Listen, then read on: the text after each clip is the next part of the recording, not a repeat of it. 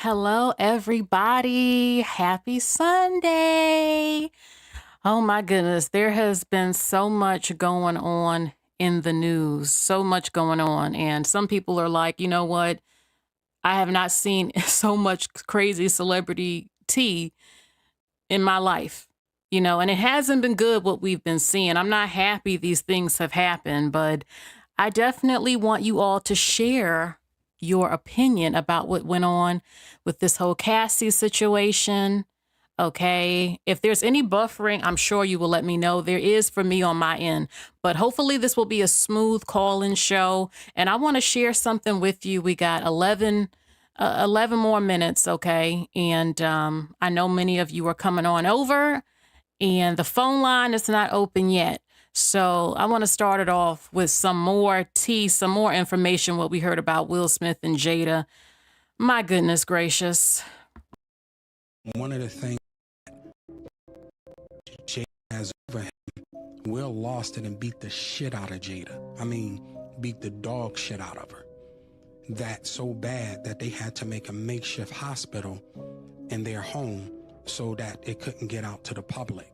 So that pain of Will seeing Jada fucking Mark Anthony on their couch in their home, right? Because he know they were already fucking on the set. This is fact. He just couldn't take it, and he whipped her ass so much that she had to get face surgery and everything. If your face, you could see where she had surgery around her cheeks and all.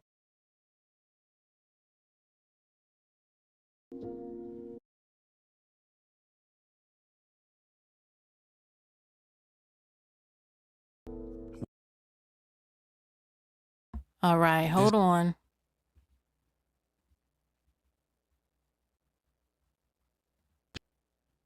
Okay, so look, I'm still waiting for y'all to come on in. There is a little bit of buffering. Hey, I am here. So basically, we know this guy, Bilal, who said what he said about Dwayne Martin and Will Smith. I remember the rumors about Jada Pinkett, and Mark Anthony reportedly being together. They were on a show called Hawthorne that got canceled when these rumors came out. And he basically just said that it was true. Will and Jada do allegedly openly swing, but Jada did it without Will's permission. And he caught Jada and Mark Anthony on the couch doing it. And that Will lost his mind and beat Jada so bad that they made a makeshift hospital at the house, and he had the doctors come over because he couldn't let the press find out about it because it would have been crazy. And that's why Jada Pinkett, if you look at Jada, her face does look tighter around her cheeks. She does look a little bit different. And he's saying, well, she had to get work done because Will beat her so bad in the house when he caught her that's what happened. Yeah, I am here says, yeah, he's telling it all. And can you hear me good? I am here because on my end, it says it's a little bit of an overload of too much on my system. Let me know before I continue. I am here. If you can hear me good, is this running smoothly? Okay, I'm still waiting for more people to come in. I don't even know if people got the notification that I'm live because it didn't pop up on my phone. Oh, I got 23 people in here. Okay, hold on. I'm still waiting. Let me know I am here. I'm waiting to see what you say if you can hear me good. Okay, give me a second. Okay, yeah, it's moving pretty smoothly on my end on the phone. Okay, so I'm gonna play this a little bit more, and we shall see if it runs smoothly. I don't know, hopefully so. Hey, Monas, we got 7 minutes still. You know they were. So that pain of Will seeing Jada fucking Mark Anthony on their couch in their home, right? Because he know they were already fucking on the set. This is fact. He just couldn't take it, and he whipped her ass so much that she had to get face surgery and everything. If you look at her face, you could see where she had surgery around her cheeks and all that stuff. So Will don't want that to get out there. This is another thing. How did you find out about it? I talked to Will. Will was a basket case. Will was a damn basket case. Like I told you, his lover, Dwayne Martin, anybody can see it on the records. That club was owned by Will. That's what I'm saying. These private investigators brought me everything to support what I am saying. So that lounge, Dwayne Martin, he owned Will. All right, so that's it for that clip because it is causing some buffering. You know, it's hard. I got to get these settings right on this streaming service, and I'm not the greatest with technology stuff all the time. So, yeah, this is a trip hearing this. This is a trip, and I believe it. I believe it. I'm sorry, I do, because I don't know, seeing Jada's face kind of get more tight, like she did get some work done. And, you know, it was old news about her and Mark Anthony. And then Mark Anthony and Jennifer Lopez split. And he implied that that's the reason why. I'm not 100% sure, we weren't there. But I will tell you this, I mean, damn, but they've been through a lot, Will and Jada, and they've said we're not getting divorced. And people keep trying to make it seem like Jada is the villain. It kind of irritates me. It irritates me. I'm not saying that Jada doesn't have a little bit of a big mouth. She should keep some things private. But Will is not some innocent man. Will has slept with other women too, and allegedly men. So I don't know why everybody's jumping on Jada when Will has creeped out too. But he said that it's consensual and that she did it without his permission. You know, he didn't know. It's different when he knows. And I understand that feeling of betrayal. And look, Will Smith is a Libra like me. We're nice and everything, but if those scales tip, baby, like I told you, it was a guy I was talking to and I caught him. We were walking. I couldn't say nothing. I raised my hand up like I was about to beat his butt and he jumped back, but I didn't touch him. But I think that Will probably had a case of temporary insanity. If that's true, if that story is true, and that's how he ended up going crazy on Jada. But so many people are always defending Will. And it's like with that whole August Alsina thing, Will allegedly gave August Alsina permission to sleep with Jada. So why was everybody jumping on Jada like she betrayed this man? He knew all about it. Allegedly, they was with August Alsina, all both of them. And August Alsina got a man now. So it's always coming for the woman as if the man is not involved in anything. It's ridiculous.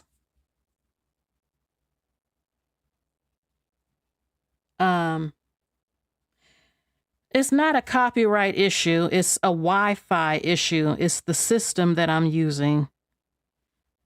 You know, it takes a lot to do these videos on a laptop that you have to put so much stuff on your computer. You know, it can drain your computer. You have to have the settings right and all that stuff. All right. So look, we got 3 minutes and I want to say something too. I said this on TikTok. There are people, look, Cassie and Sean P. Diddy Combs reached an agreement. Now, again, he had offered her 8 figures and she declined it. This lawsuit didn't happen overnight. It did not happen overnight. And he offered her 8 figures. Some say he was the one who offered 30 million and she said no, she wanted to continue. And allegedly, she actually received between 50 million and $100 million. Look, he settled this lawsuit within 24 hours. That tells you something.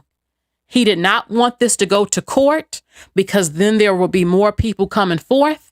We don't know how much information she had to. Hold on, let me take this timer off.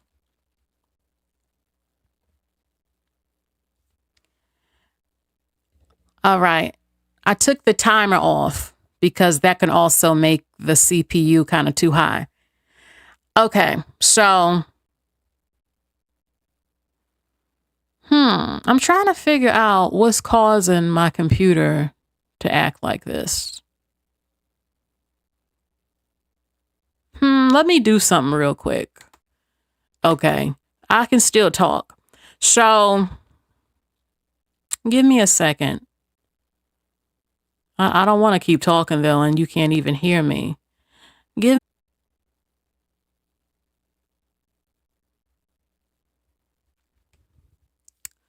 Okay. All right. I managed to fix it a little bit. It's not as bad. It's not as bad. Okay, let me know in the chat now if you can hear me.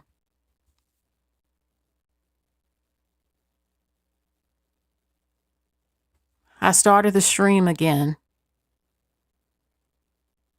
Let me know in the chat now if you can hear me, everybody. If it's a kind of better, I'm not in and out.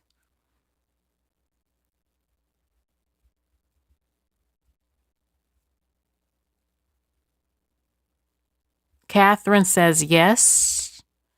DJ says you can hear me. Okay. It's not as great, but it's a tad bit better.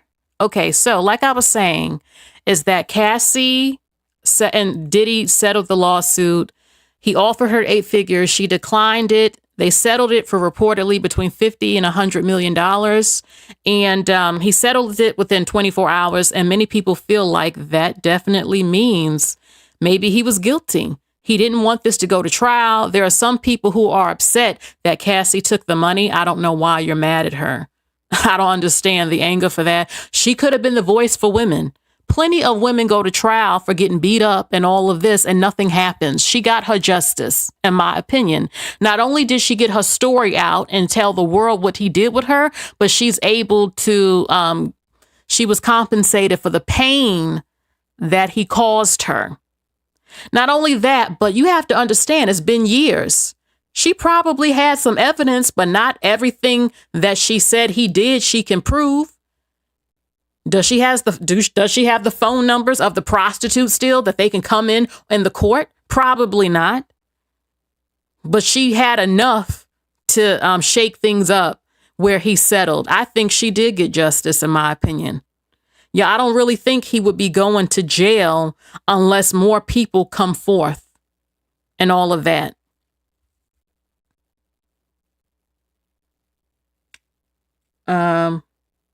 Loki says the money Cassie got can be used for therapy and other medical treatments. Yeah, she already went to rehab. And there's something else, y'all. There is something else that was said that got my mind going like, Cassie said that she was still recovering mentally and physically from all of this. Let me tell you something I heard. It doesn't mean it's true.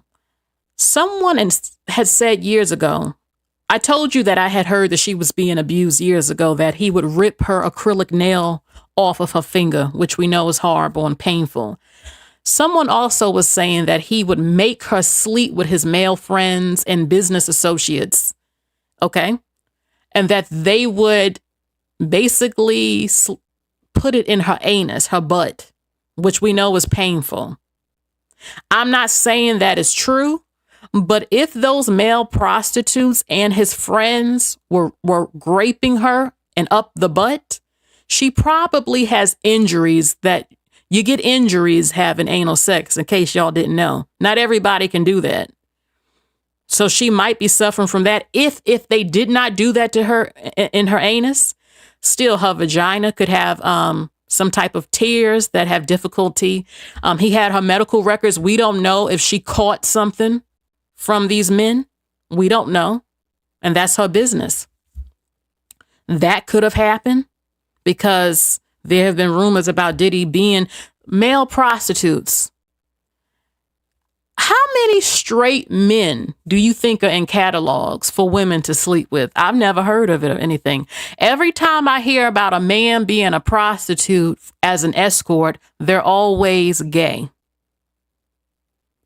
Now, I'm not saying there aren't male gigolos who sleep with women, but a good portion of the time, male prostitutes be sleeping with men. And I want to know, was they using protection when they was raping Cassie? She said he liked her to be oiled up with some type of oil or something. And somebody said this type of oil breaks through condoms.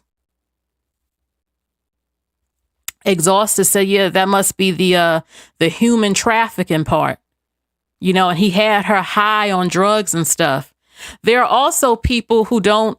Cassie, more than anything, in my opinion, has been getting support. Hold on for a second. Let me put something in the chat.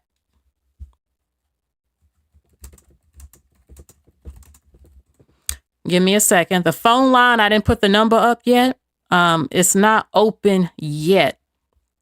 I will be opening the phone line soon.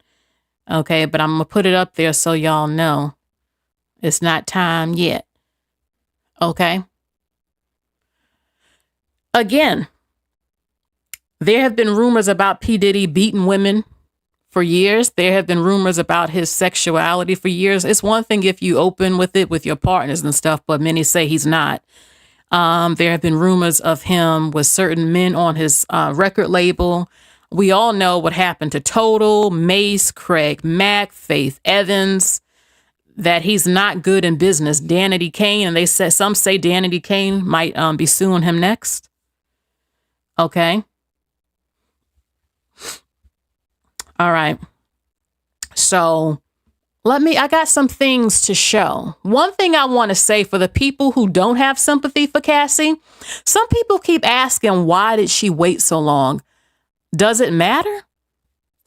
Does it matter, especially if she has receipts? It's almost like people are telling victims, oh, it don't matter now because it's old. Where do people get this mentality from?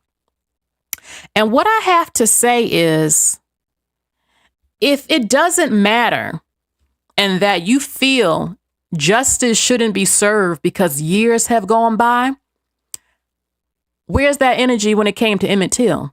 Which is horrible what happened to Emmett Till.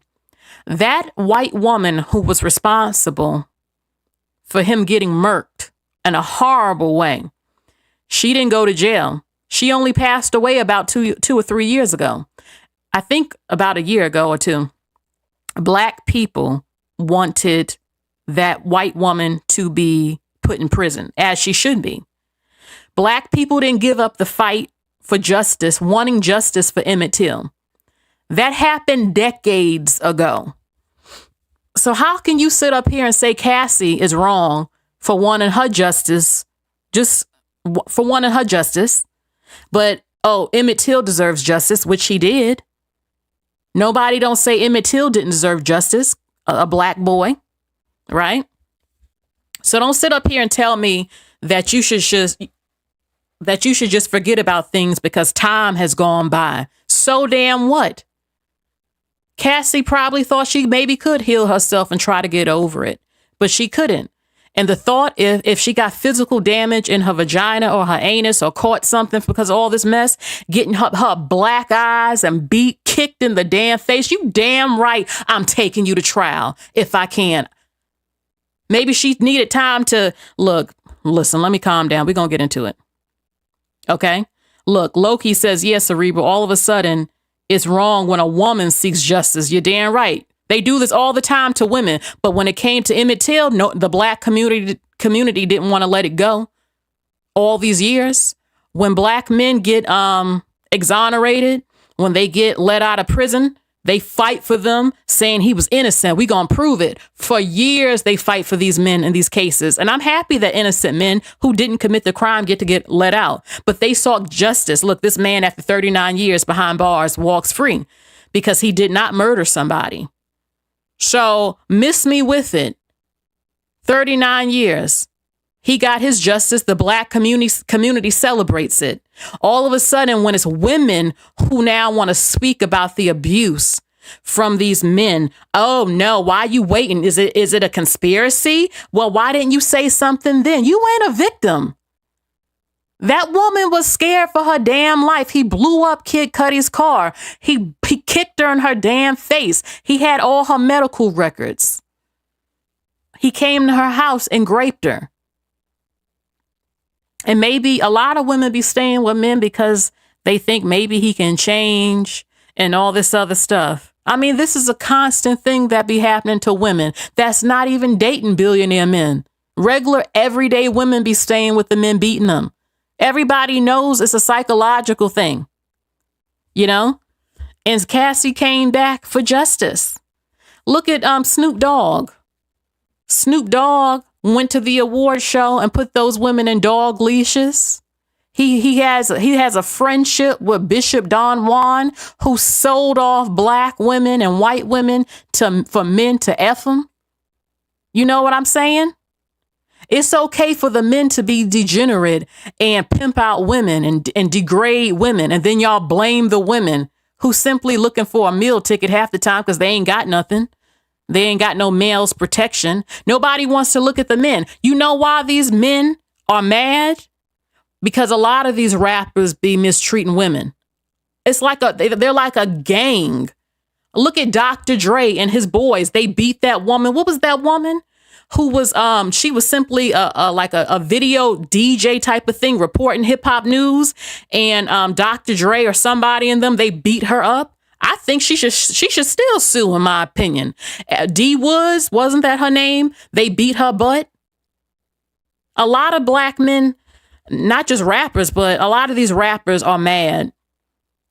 They mad because they know how they treat women, and they scared these women gonna start suing them for beating them up and doing all types of things to them. Slim Thug claimed, he said that he doesn't agree with women suing their abusers if they don't speak up when it happens. It should be a time limit. What the F you mean it should be a time limit? I can come forward anytime I feel like it. You don't get to tell me when my pain to how to deal with my pain. Nobody. You don't get to tell women. So if that's the case, should little children who was raped and molested stay silent that they daddy and uncle and cousins or the next door neighbor did it? Oh, well, she a teenager now. It don't matter. But yet the men threaten them. Don't you tell mama, I'ma hurt you, this and that. And them girls and boys be staying quiet. This tells you a lot about a person's mentality and how evil they are. So you telling me that if a girl get raped, it should be a time limit of when she can talk about it. So the rapist gets to walk free with his crimes. Let's just say that about serial killers who have killed up all these men and women and they never went to jail. It doesn't matter now. It's been 20 years. They should get to walk free in a nursing home after brutally torturing people. He's evil. This is evil, what you're looking at. Someone said, why are we listening to Slim Thug? He got his cousin pregnant on purpose. Nothing he says is legitimate or valid. Seriously, Slim Thug probably has done something to some women, and he's probably scared some of them are going to come forward. A lot of these rappers and a lot of black men, period, they don't want the Me Too movement. They get mad. Why you coming now? They don't want to be held accountable of their dirt, of what they've done to abuse women and all types of stuff. They don't like to be held accountable. They don't want a woman speaking about it. You know, they expect women, a victim. You don't get to tell a victim how to deal with anything. You don't get to tell me what I can and cannot talk about when you did it to me. I can talk about it whenever the hell I want to because it happened to me. And these type of mentalities need to stop. Because that's why a lot of victims do not press charges, because they're like, well, people are going to question me. It don't matter what they think. If it happened to you, you have a right to stand up and say something any damn time you're ready to. It is best to do it when it happens, when there's more evidence, when it's fresh. We got it right there. We can test the DNA now. We can get this shit now. But Cassie, I'm a woman. I know women. Cassie probably just was like, I can't speak for her, but I'm trying to just, maybe she was like, you know what? Puffy does love me. I have more of a wonderful life. I don't struggle. I get to go places. He's taking care of me. He tells me he loves me. Maybe he'll change. Maybe it's just the drugs, the drinking. He keeps telling me he'll stop or he's sorry. Maybe it'll stop. You know, I've been with him for this long. I mean, it's been almost 12 years. Maybe he's going to marry me. You know, maybe things will get better. Maybe maybe it'll stop, you know, or I can't go. I mean, he already might have killed Kim, and I can't go against this man. He been threatening me. He got cameras in the house. He blew up Kid Cudi's car. He threw my friend over a balcony. I mean, I weigh like 120 pounds. This dude is like over 200 pounds. You know, I don't know. Maybe that was her mentality. Okay. Sean Smith says, well, none of these dudes are able to determine the laws, so it doesn't matter what they think. Yeah. You know, the mentalities like Slim Thugs, it should never be a time limit on when a victim can come forth of what happened to them. Period. You got a lot of sick men and women running around, and justice has never been served because of this type of mentality.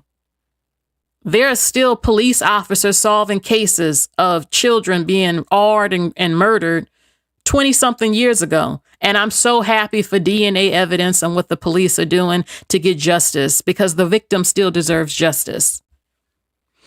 Quiet TV says, but he don't ever say nothing to 50 Cent. 50 Cent also is an abuser. It's a circle of them, y'all. These men in hip hop are nasty, but we been knew that. They talk about women nasty, thought, hoe, suck this, do that. You ain't nothing, you be. Their culture hates women at large.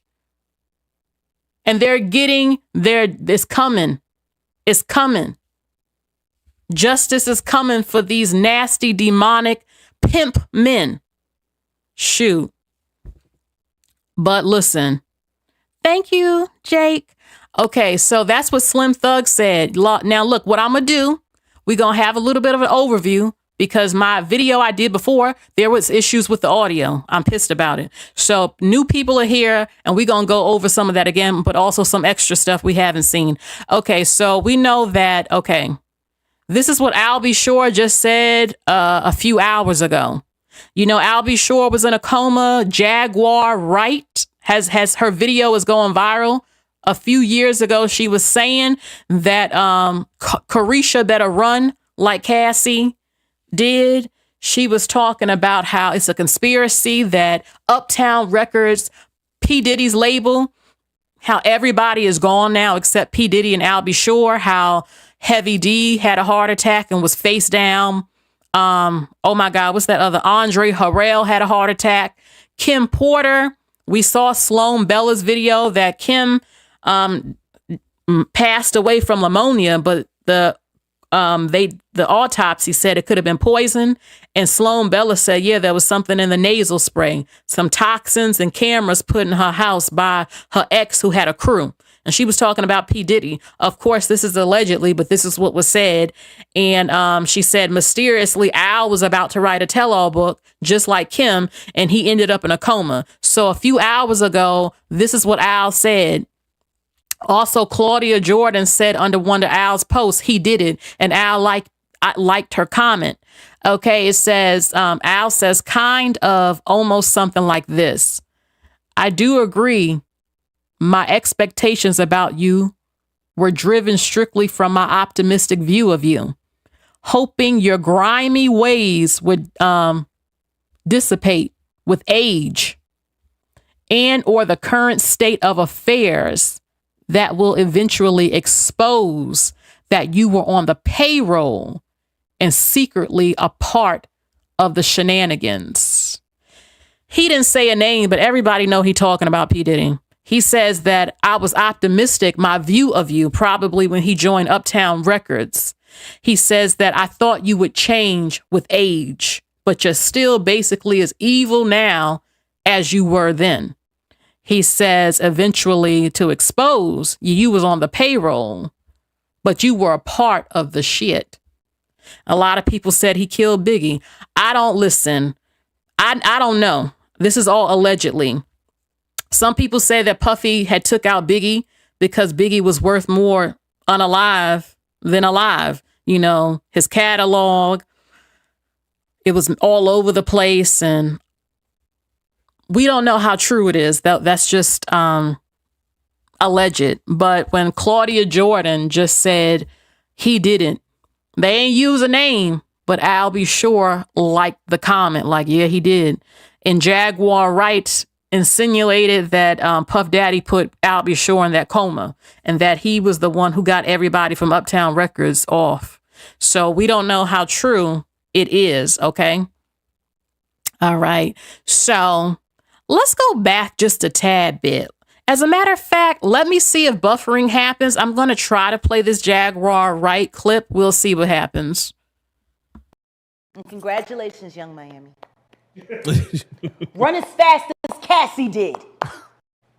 I'm sorry, I'm a little upset about it because Al B. Sure just came out of his coma, and I've been talking to Al, and we've been texting back and forth, and I'm just glad that he's alive to text. Oh, wow. Definitely. Definitely. Yeah. But when you think about Kim, I was thinking to myself the other day, Uptown Records started with 5 people. Andre Harrell, Al B. Sure, Heavy D, and Puffy. And Kim was the longest working employee because she was there from the very beginning. She was Andre's personal assistant.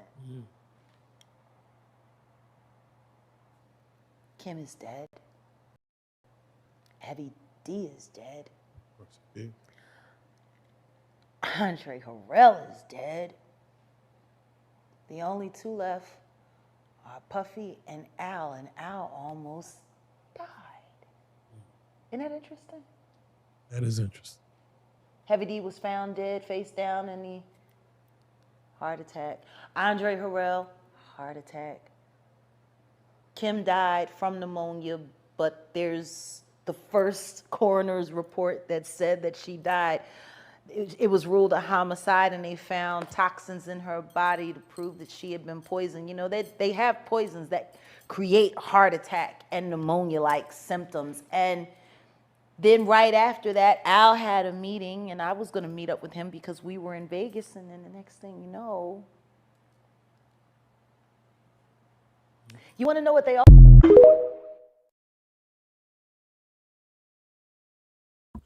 All right, so you heard that with Jaguar. Look, I hope Jaguar got some security. Seriously, because if Al B. Sure or Jaguar Wright come up unalive soon, I'm sorry. I don't have to say anything. She said a whole lot. She said things about Beyonce, Aaliyah, Mariah Carey. I love Mariah Carey, but she said some things and a lot more in the industry. Look, she was in the industry and she hears things and she knows things. And there have been videos right here on YouTube for years about P. Diddy and some of the things he did. Okay, so let's go back a little bit. Let's go back just a tad bit. So those who don't know about Cassie, I think is from Connecticut. And she's from Connecticut. She's Caribbean, West Indian Caribbean, and Filipino and African American or Mexican. All of that rolled up together. And she was modeling. She was a child model, a teenage model, and she went to New York. She was modeling first in these catalogs on post boards and everything like that. And she got interested in music. Okay, she went to pursue her dream and went to the city. And she met Ryan Leslie. I love Ryan Leslie. He's very talented, pretty cute and talented. And he was the one who kind of discovered Cassie and got her whole album. I told y'all her album is amazing. I know that whole thing about her singing What Happened on 106 and Park was terrible, but if you want to listen to a good album with some nice music, her album is really good to me. I have her album. And allegedly, Ryan and Cassie were dating. The thing is, though, she might have been 17 or 18. If she was 18, she's legal. If she was 17, she's not. I don't know it to be a fact, but I do know, when she was like maybe 20, they was dating, allegedly. So the rumor is that he brung her to Puffy. He was working for Puffy, And he made her album. He was dating Cassie first, and Puffy stole Cassie. Now, could you really steal somebody, as they say? Not all the time. I mean, the woman, a man has to choose. But that's what they say, is that Puffy stole Cassie from Ryan Leslie, and he destroyed Ryan Leslie's career. Ryan Leslie was like the new best up-and-coming producer, like Timbaland. Well, Timbaland is a legend, but like Timbaland and what's that other man? The Dream, all of them, like he's a top-level producer. After that whole thing with Cassie, you don't hear nothing from Ryan no more. I like his song, I'm Addicted to You. And in his video, he had a message in it because he showed, Black women of darker skin and a range of different skin tones, because he didn't like what he was seeing going on in the industry with colorism and stuff. So he's very artistic. He's a really good producer. And you don't hear anything from him anymore, because they said, just like what he did with Wale, he destroyed Ryan's career. Ryan might have denied it, allegedly, in some interviews, but it's the same thing with like Carrie Hilson. Carrie Hilson says the whole Beyonce thing didn't destroy her career. I don't believe that. I believe the Beehive destroyed Carrie Hilson's career, and maybe Beyonce, allegedly, I don't know. And I believe possibly that P. Diddy destroyed Ryan's career. Like, he works, but it's not, he was going to be the biggest thing. And P. Diddy took Cassie and stumped on Ryan. That's what many people feel. It doesn't mean it's 100% true. What happened to Wale? He, in the documents, they didn't name a name, but someone has come forth that allegedly, you got to say allegedly, he was the one that Puffy dangled over the balcony, Wale, in the studio, because he didn't want nobody coming near Cassie. And Wale was in the studio, and allegedly P. Diddy stormed the studio, and like off the 5 Heartbeats, the movie, he dangled him over the balcony. Okay, so, all right. And one thing she said in the documents, too, is that Puffy would make her wear white nails. He liked his women to wear white nails, and that when she would have to call the prostitutes who might have been down low, or gay male prostitutes, I pray to God that wasn't the case, that she had to wear these white nails, and that he would drug her up, and she had to search for BBC. Look. Well, hopefully she didn't pick nothing too big, because a big BBC literally can hurt the hell out of you. It hurts. So, again, we don't know if he was making them go up her anus too, and that's where the physical injuries could have come from too. But the white nails, because he liked to see the contrast of the white against their big black penises. That's what it said in the documents, that he want to see the white nails, her nails, against their big BBC. And it's like, and then he would please himself and watch the men F her, and he would make her do this every week. It was called freak offs. Okay. And said that this would be our little secret type of thing. Okay. And what's interesting is that many people have said that Carisha has been wearing white nails a lot since she got with Puffy. Now, look, she's been saying a lot. She liked to get peed on. I don't believe all these women is coming out saying they like to get peed on all of a sudden. Not black women. I'm sorry. I ain't buying it. I'm sorry. Don't no woman on average want to be peed on. That's disgusting. And who wants to smell like pee? Like, no. But she's been wearing these white nails too since she got with Puffy. And it's never been proven that Lori Harvey was dating Justin. That's a rumor. She did date Puffy, but there's no evidence she dated Justin. People love to say that, but it's not true. But that we know of. So maybe Carisha, he's making her do these things, and that's why she wearing the white nails. Puffy was giving Cassie an allowance of up to $500,000 a month, and Carisha gets an allowance too. And people can say what they want, but a number of women, they're going to be with a man who can provide for them. And, their medical bills is needed. If she got to go to the hospital, she can buy groceries. She has a place to rest her head. And everybody's different. I mean, some women are into freaky deaky stuff. Some women do feel they can't get out. I mean, they're scared they're going to be homeless or something, and they put up with it. Or some women do like that freaky deaky stuff. Every woman is different, but I don't know if he got Carisha doing all that freaky deaky stuff with those men, but she has been wearing them white fingernails. And Cassie says she had to wear them white fingernails. Okay. Let's see what else we got. Now, I remember this picture, but I saw other content creators with it and it brought me back like, oh, snap. I do remember when this happened. I remember this. Okay. Hold on for a second. Let me make it bigger. Okay. I remember when this happened. Cassie claimed that it was a ATV, some type of car accident. Because when I saw the picture, I thought it was weird that she was smiling. A lot of people thought, well, it must not have been a domestic abuse. This girl is smiling in the picture. But you notice she got them real dark sunglasses on. And this is around the time that when Puffy had reportedly threw her to the ground and gave her 2 black eyes and busted her lip. And as you can see, she got a busted lip. Her eyes, you can barely see her eyes because she's wearing them dark sunglasses. She probably got 2 black eyes under there. And he reportedly be kicking her in the face. So that part on her forehead is probably where he might have kicked her. Okay. There have been other reports too. His first baby mama, Misa, they said that he was beating her up so bad she crawled under a car to get away from him. Okay. And in the documents, Cassie said that when he caught her talking to a talent manager, he threw her in the car and started kicking her in the face. Can you imagine what it's like for a person to kick you in your face? We will be fighting. Now, I know as women, we're not going to win, but you have a natural reaction to start fighting when somebody is kicking you in your damn face. Like, we hear things about Puffy, but you don't think, I'm like, what's wrong? What would be wrong with a man to have all the money in the world? You travel, you have your health insurance, you have everything you want. You have a beautiful woman that's here with you. Why are you putting hands on women? What is your problem? What's wrong with you?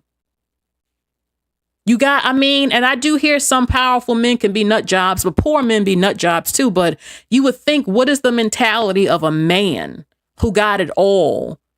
And you still beating up people, you beating up women who's not even near your weight. Cassie is skinny as hell. Like, what's going on here? I remember Empire, the show Empire. I remember they said Puffy was mad because he said the show was based on him. And we know that Lucius Lyon in Empire was abusive. Let me see this chat. Yeah, Loki says that looks painful. Cassie said this affected her friendships, her family relationship. When her mother heard that she got her ass whooped, she called her because she saw these pictures and she said she had to lie about it. Like it didn't happen.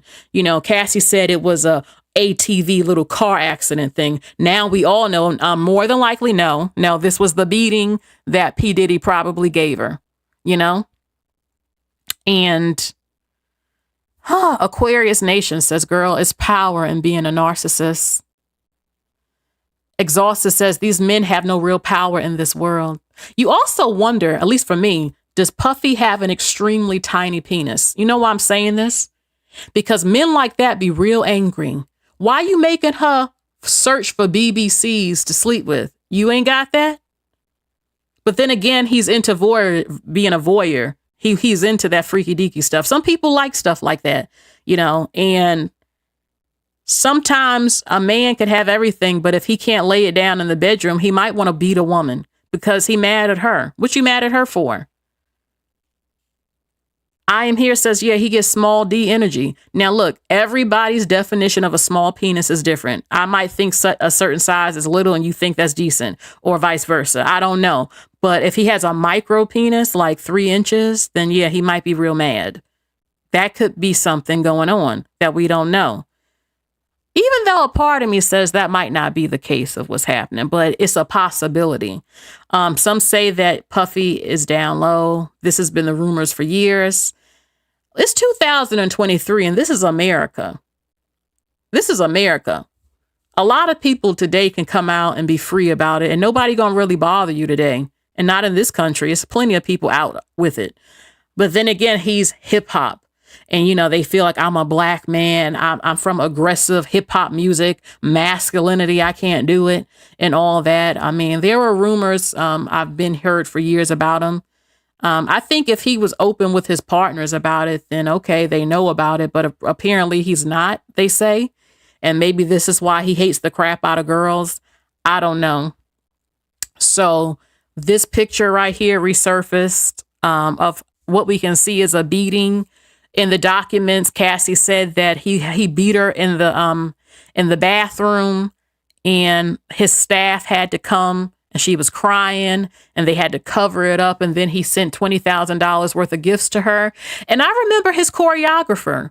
What was her name? Lori Ann or something? She's a popular choreographer. You don't hear nothing no more about it, but she was on the show making the band. Remember how they said he was talking to her very disrespectfully? And she's the choreographer, and that he disrespected her. Many of us remember how he had making the band walk miles to go get him some cheesecake in Brooklyn in the winter time. There have been rumors he might have did something to Justin Bieber. Some old clips have been resurfacing where he looks scared out of his mind next to P. Diddy.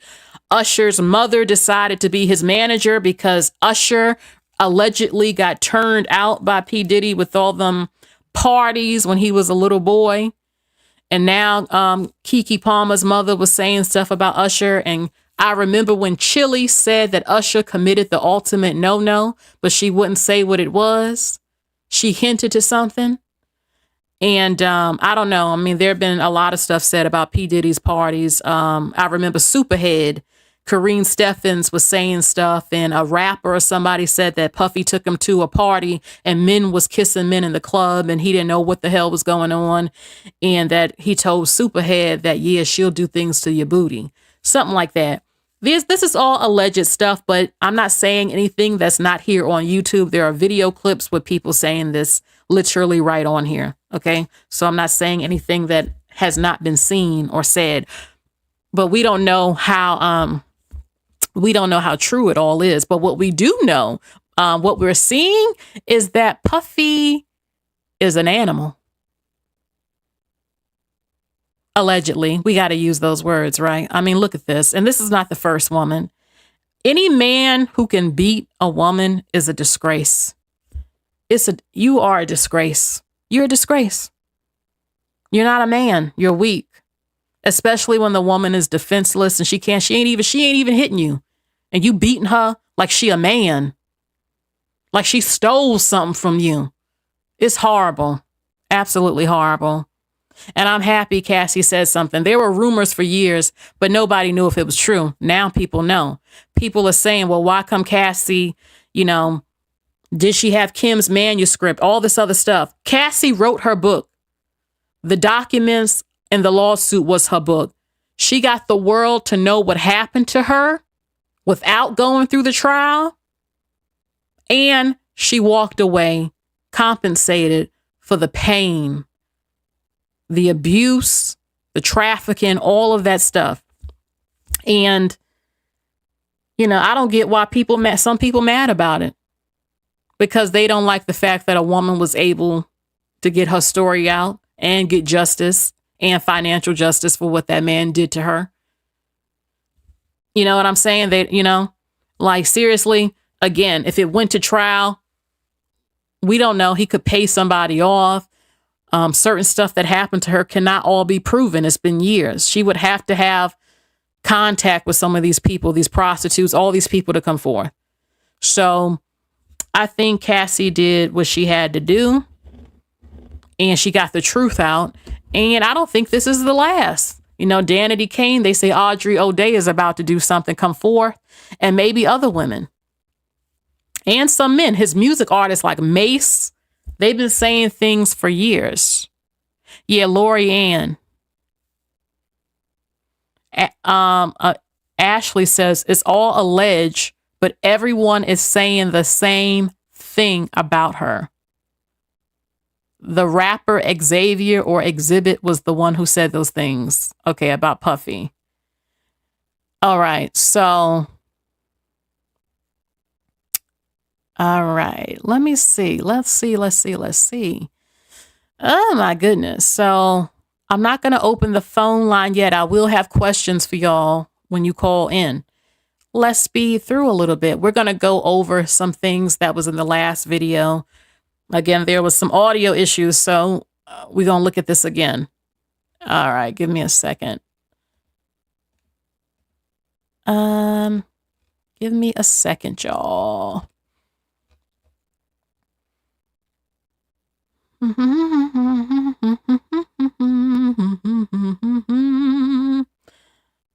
All right.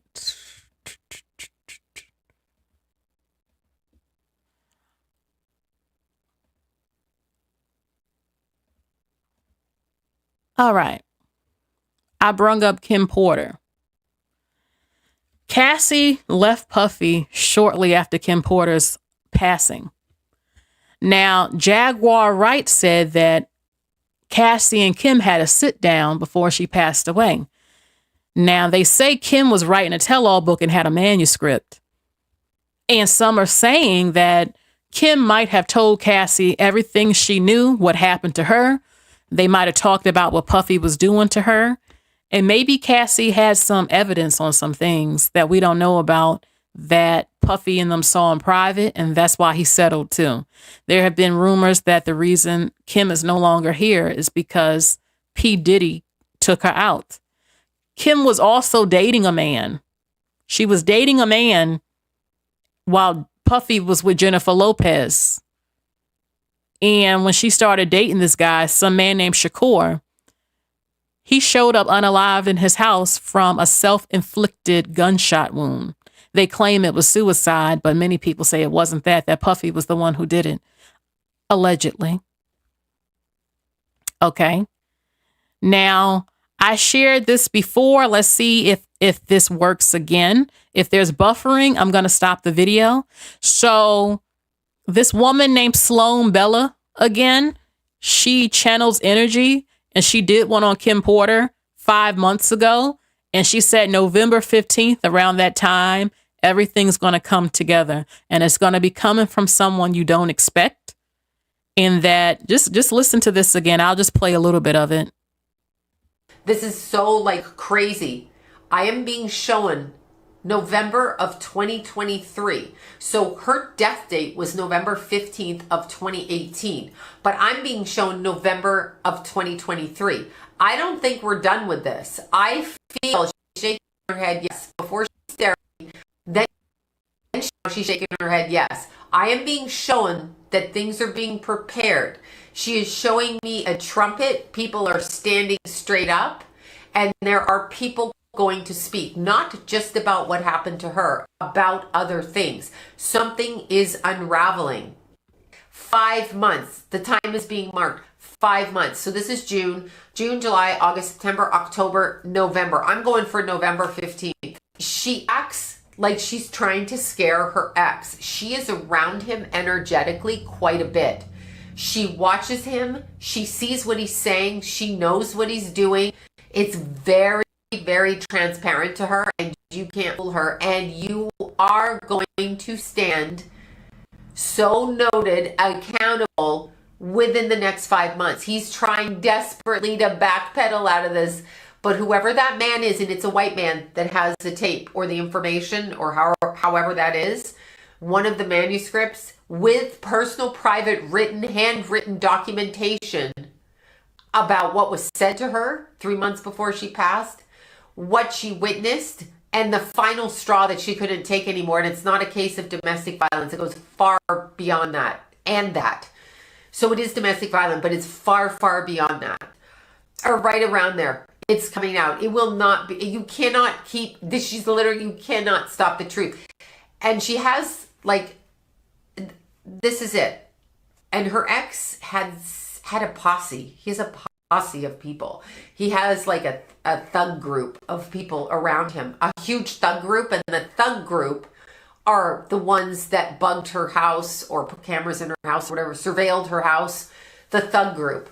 There is somebody else that has cameras in her house that she is unaware of. She is unaware, and they were put in her house while she stepped to the side and wasn't in her house. So the cameras were put there without her being able to view it on her own cameras when she wasn't home. But she's still very, very dimensionally close to this dimension because it hasn't been settled. And because it hasn't been settled, she's not clear. It hurt. In other words, she was taken away from her life early, not through natural circumstances. And therefore that needs to be corrected, and it's in the swing of being corrected. She's also talking about she agreed to do things with him, the baby daddy, and all of that around her that weren't really her. And on a karmic level, when she died, she felt that this was part of what was responsible. Horrified, though, that she stepped out of her body. Horrified. And in the months, probably, truthfully, 6 months prior to her passing, she was starting to see what he was for real. She thought that it would change, and she wasn't privy to everything, but a whole hell of a lot she saw. So everything she, some sort of metals or toxic metal in the nasal spray. Okay. Listen. Oh my God. Listen, Sloan, Bella, people can say whatever they want, but did she not say November 15, 2023? She didn't say 2023, but that's what she was talking about. That was 5 months ago. People can say they don't believe in all that other stuff. Explain that. Explain how she got the date. Not only that, a lot of other stuff. Oh my God. I don't look, Sloan Bella need to do some readings besides celebrity stuff. Okay. Like personal readings for people or something. But oh my goodness. Oh my God. I believe it. I'm not saying we can prove it, but my goodness gracious. Okay. And she said, somebody got the manuscript or the book. Maybe if Cassie and Kim did have a sit down, I'm not saying it's true. Maybe Kim gave Cassie some information. And she also said that Kim saw something that she couldn't take. And she said is beyond domestic abuse because Puffy allegedly was beating her too. So maybe it could be him raping Cassie or doing something with children. I'm not saying he does. She saw something that absolutely not. This cannot be the father of my children. He cannot. I know he beat women, but this is something on a different level. You know, somebody said, listen, I'm not saying it's true. I have to keep saying allegedly. Somebody said, remember when Mace is a preacher now. I've always questioned that too. But somebody said that Mace walked in on something with P.Diddy. So horrifying that he left the next day and went to church. And now he's a preacher. Loon is a Muslim now. I mean, the whole beard and hat and Allah and the prayer. Loon turned Muslim. Shine has turned into some politician. In the back of my mind, I think Puffy gave Shine some money for what happened. That's why he ain't that mad. He got probably paid for taking the rap for that shooting. I'm not saying it's true, but that's what my mind tells me. So, hold on for a second. Hold on. All right. Hold on. I'll be opening the phone line soon. Just hold on. Okay. We got just a little bit more to look at again. Okay, so again, I showed before. I mean, allegedly he was beating Kim all the time, and his bodyguard says that all over the internet that, but she would fight back. And okay, it says this was the article from when it happened. MSNBC says that the engaged couple, Sean P. Diddy Combs and Kim Porter, the mother of his youngest son, Christian, and now their twin daughters, had an argument on his yacht in Saint Tropez. I know it's not Saint Tropez, Saint Tropez, which left Kim Porter with a broken nose. Combs reportedly flew in a specialist plastic surgeon from Geneva after the accident to treat his fiance. There are pictures of her with the Band-Aid on the nose. Kim claims she banged her nose on the table. It says in an official statement through her publicist. Kim said the story was false and she hurt her face after she banged her nose on a table. So you are volunteer, girl. You listen, women. You know when we say girl, no, stop it. I'm sorry. I don't believe it. I don't believe she accidentally tripped up and banged and busted her nose bone to break. You know, but I understand. Okay, I understand why she lied. Because she wasn't leaving Puffy at that time. And she wasn't going to do that. Put him on blast like that. So she did have a broken nose. But she's claiming it came from banging it on a table herself. I don't believe it. And shame on P. Diddy. How you going to beat a woman like that? Now, they reportedly had an argument on the yacht. I think it was about, they said Jennifer Lopez. No. I'm not 100% sure. It might have been about JLo. I'm not 100% sure.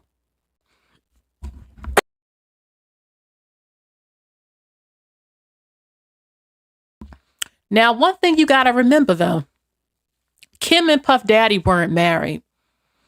And Puffy has been very public that he will not commit to one woman. He said it. But Kim had been with him for over a decade. And it's one thing to step out, but to do it publicly is highly disrespectful to me. He publicly paraded JLo in front of her face, Cassie right in front of her face. I mean, I don't know if they had an agreement, but it always sounded like Kim just was always probably hoping in the background. Or, I don't know. A woman thinks she can take certain things, and some can, but some can't. And I wouldn't be shocked if the argument was about JLo, because they said that he was with JLo all in front of her face. JLo wouldn't take him back, and that's why he went back to Kim, is what they say. And that Kim had started talking to that man, Shakur Stewart or something, and he got jealous. He didn't want her to have nobody, but he was out with JLo. They got into an argument. That man turned up dead with so-called suicide, which people are not buying. Okay, again, the argument on the yacht, and she ends up with a broken nose. Okay. All right. After her passing, I'll be sure. Even I just showed you what he said a few hours ago. This was a few years ago when Kim passed away. I'll be sure said that she was murdered and dropped Diddy's name in a bizarre IG post. And then shortly, not too long, he went into that coma and almost died. And now he's on Instagram right now saying some more without saying P. Diddy's name. Okay. Also, there is Audrey from Danity Kane, who said that Puffy was trying to make her sleep with him and all these things regarding their contract. And some say they think Audrey is probably going to try to sue him right after Cassie. We shall see. We shall see. Okay. I also shared with you that, okay, Cassie had said that in the documents, okay, that he was prone to uncontrollable rage and would savagely beat her. He punched her and kicked her in the stomach and gave her drugs and forced her again to be with those other men, those prostitutes, while he pleasured himself. And he came into her home in 2018, forced his way in and raped her. Now, also, when she said again, he kicked me and stumped me. And then I showed you that Gina said the same thing, that he was stumping her out in her stomach. And this was before this lawsuit. Texting another man. We was in Miami, and it got really crazy that time.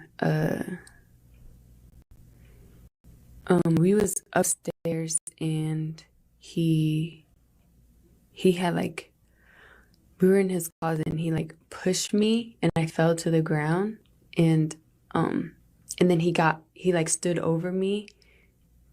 So I was like laying on my back and he stood over me and he started like punching me like this. Like he avoided my face, but he like started punching me like on the side of my head and I was just like covering my face. And he did that and then after he got done doing that, he like, because he was standing, his legs were like in between me, so he like stomped on my stomach because he had. So, what are the odds? What are the odds that Cassie says that he stumped her,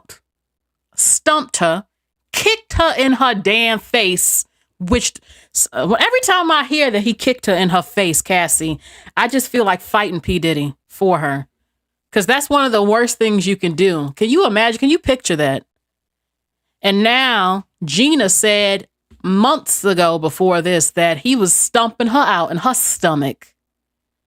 Do you know how much a man has to hate you to do that to you as a woman? Your stomach? Can you imagine if a woman's pregnant, his girl is pregnant? Is he a girl? Girl. Okay. And then we remember when Cassie, the trend of shaving your head was popular. And this is what Young Jock said again. He was in that man's house and he saw that man's wife who was like this. I was watching Puff. The nigga Puff was looking up there. He saw this white woman. It was bottles on bottles on bottles around. It was lit. Puff jumped out. Me and Cassie sitting next to each other. My wife right here, Cassie right here. The nigga jumped off the bar, came over and said, yo, Cassie, tomorrow, I want you to shave the side of your head. And I was like, what the fuck kind of request is that? Like, so when I'm like, what the fuck? So when I look up there, this white woman's side of her head was shaved, my nigga. And the bitch looked good with it. So I was looking at Cassie. I was like, I was like, you're not about to do that, are you? She said, well, I mean, whatever Sean wants, I'm going to do. And you know what? She probably didn't want to do it, but he had so much control over her that if he said to do something, she knew to do it because she didn't want to get that ass whooping. He had complete dominance and control. And whatever he want, I'm going to do it because I don't want no shit when I get back at that house. Because y'all don't know what he doing to me. And he now said it. And if he say it, that's what it's going to be. Because I don't want to get my ass whooped. That's what that meant without her saying it. You know? And a lot of people, when they saw her do this to her hair, it was very popular. A lot more women started shaving one side of their head and it became a trend.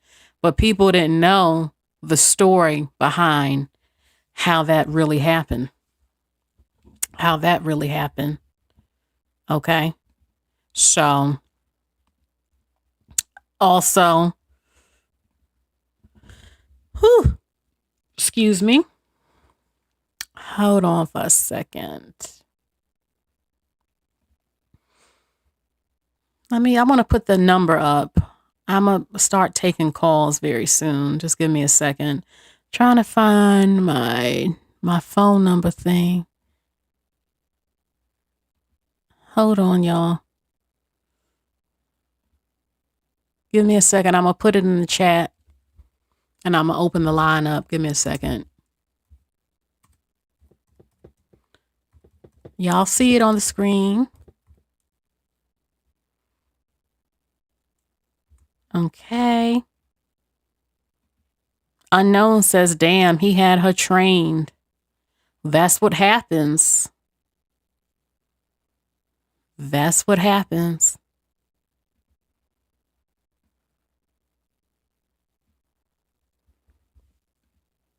Okay, so Hold on, let me open the phone line.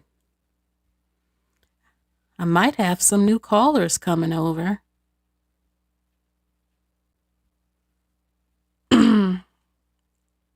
Okay. So Kid Cudi was interested in Cassie, and Puffy found out about it, and he blew up Kid Cudi's car. And Kid Cudi has confirmed this. Also, it says that in the documents that he was holding one of Cassie's friends over a hotel balcony. And now they're saying that was rapper Wale. And he blew up Kid Cudi's car, which again, he confirmed to be true. She also said that he had enablers to help conceal his controlling behavior. And Sloan Bella said that Kim Porter, when she channeled Kim Porter's energy, she said that he had a posse, a crew, and that they allegedly put the cameras in Kim's home when Kim wasn't even there. And she didn't even know nothing about the cameras. And we hear this all the time of rappers having an entourage and people who will do what they want. And Cassie said in the documents that when he was beating her up and the staff would see it, you know how embarrassing that is for your man to whoop your ass and everybody is witnessing you getting your ass whooped? You know how embarrassing that is for a woman? And that they didn't do nothing. They didn't say nothing because they was getting paid by him. He probably threatened them too. They probably signed NDAs and all types of stuff. Okay. So, hold on for a second. Like, my goodness. Of course he had enablers. His bodyguards had to be there when he was doing all of this stuff to those people. Yep. So Kid Cudi has been quiet. Some said he retired from music. Wale's career went nowhere. Some say it was P. Diddy's power and control that effed up his career. So a lot of stuff is coming together. Whether you believe it or not, I mean, come on, y'all. Come on. It's all coming together. It's all coming together. Okay. He started dating Cassie when she was 19 and began his pattern of control and abuse. You know, a lot of people used to talk about it. A lot of people used to talk about it because Cassie was just 19 again, and some people felt like, well, she grown, you know, her parents knew about it. And a lot of people always blamed Cassie as to why her career never got big. I mean, she said he beat her up when she was talking to a talent agent. He wanted to be the one controlling her career. And this is the story we have seen in so many movies. Because it's not just music, again, it's a business.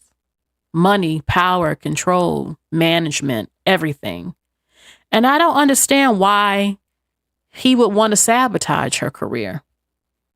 And the only thing I think of with men who want to sabotage your career is that they don't want you to become so big, you have more options. The bigger you get, the more options you kind of have a little bit. I mean, Cassie's a beautiful woman. You know, I'm pretty sure there had to be men, not just in this country, from other countries who was interested in her. We don't know who was in her DMs, but he was monitoring everything. He even had Cassie's medical records that had to be emailed to him. So you can imagine that he had access to her DMs on who was trying to talk to her. So, hold on for a second. Loki says Diddy never planned on giving Cassie a career. He signed her so he could use her as a personal sex slave. You know, oh my goodness. It's sad to see stuff like that. You know, I think what Cassie did, she was in like one or two movies. Oh, okay. I got a phone call. Okay, I'm gonna take this call. Hold on.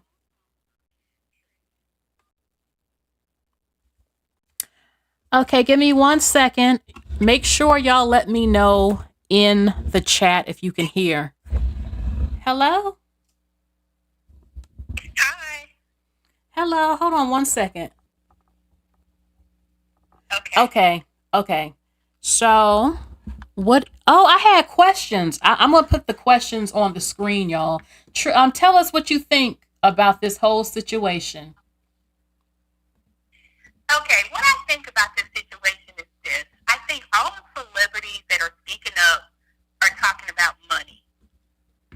They're not addressing the fact that this girl was 19 years old when this 37-year-old man basically groomed her. No one wants to speak about that.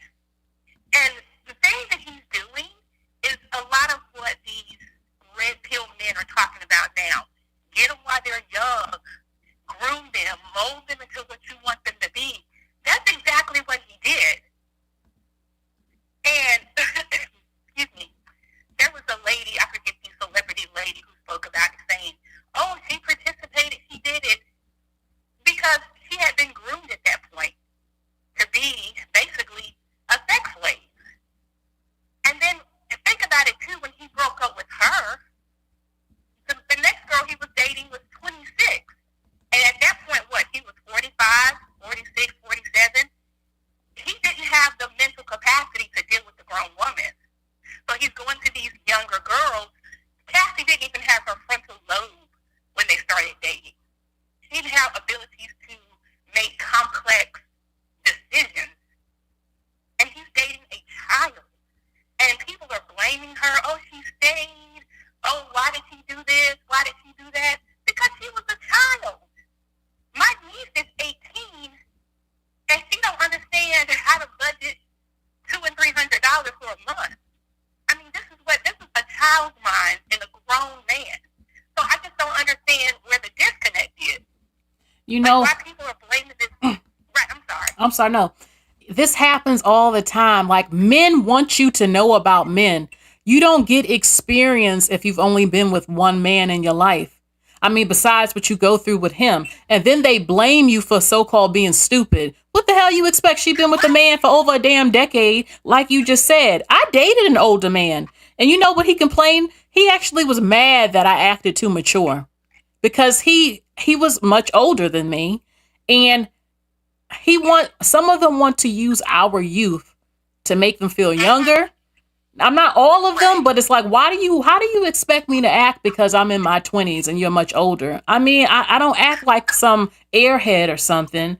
And why are you mad I don't come off as really young in my mind? He played the same games as men my age. They do, excuse me, they do the same damn thing. It's all about power and control. And now they getting mad because she got paid for her abuse and the grape.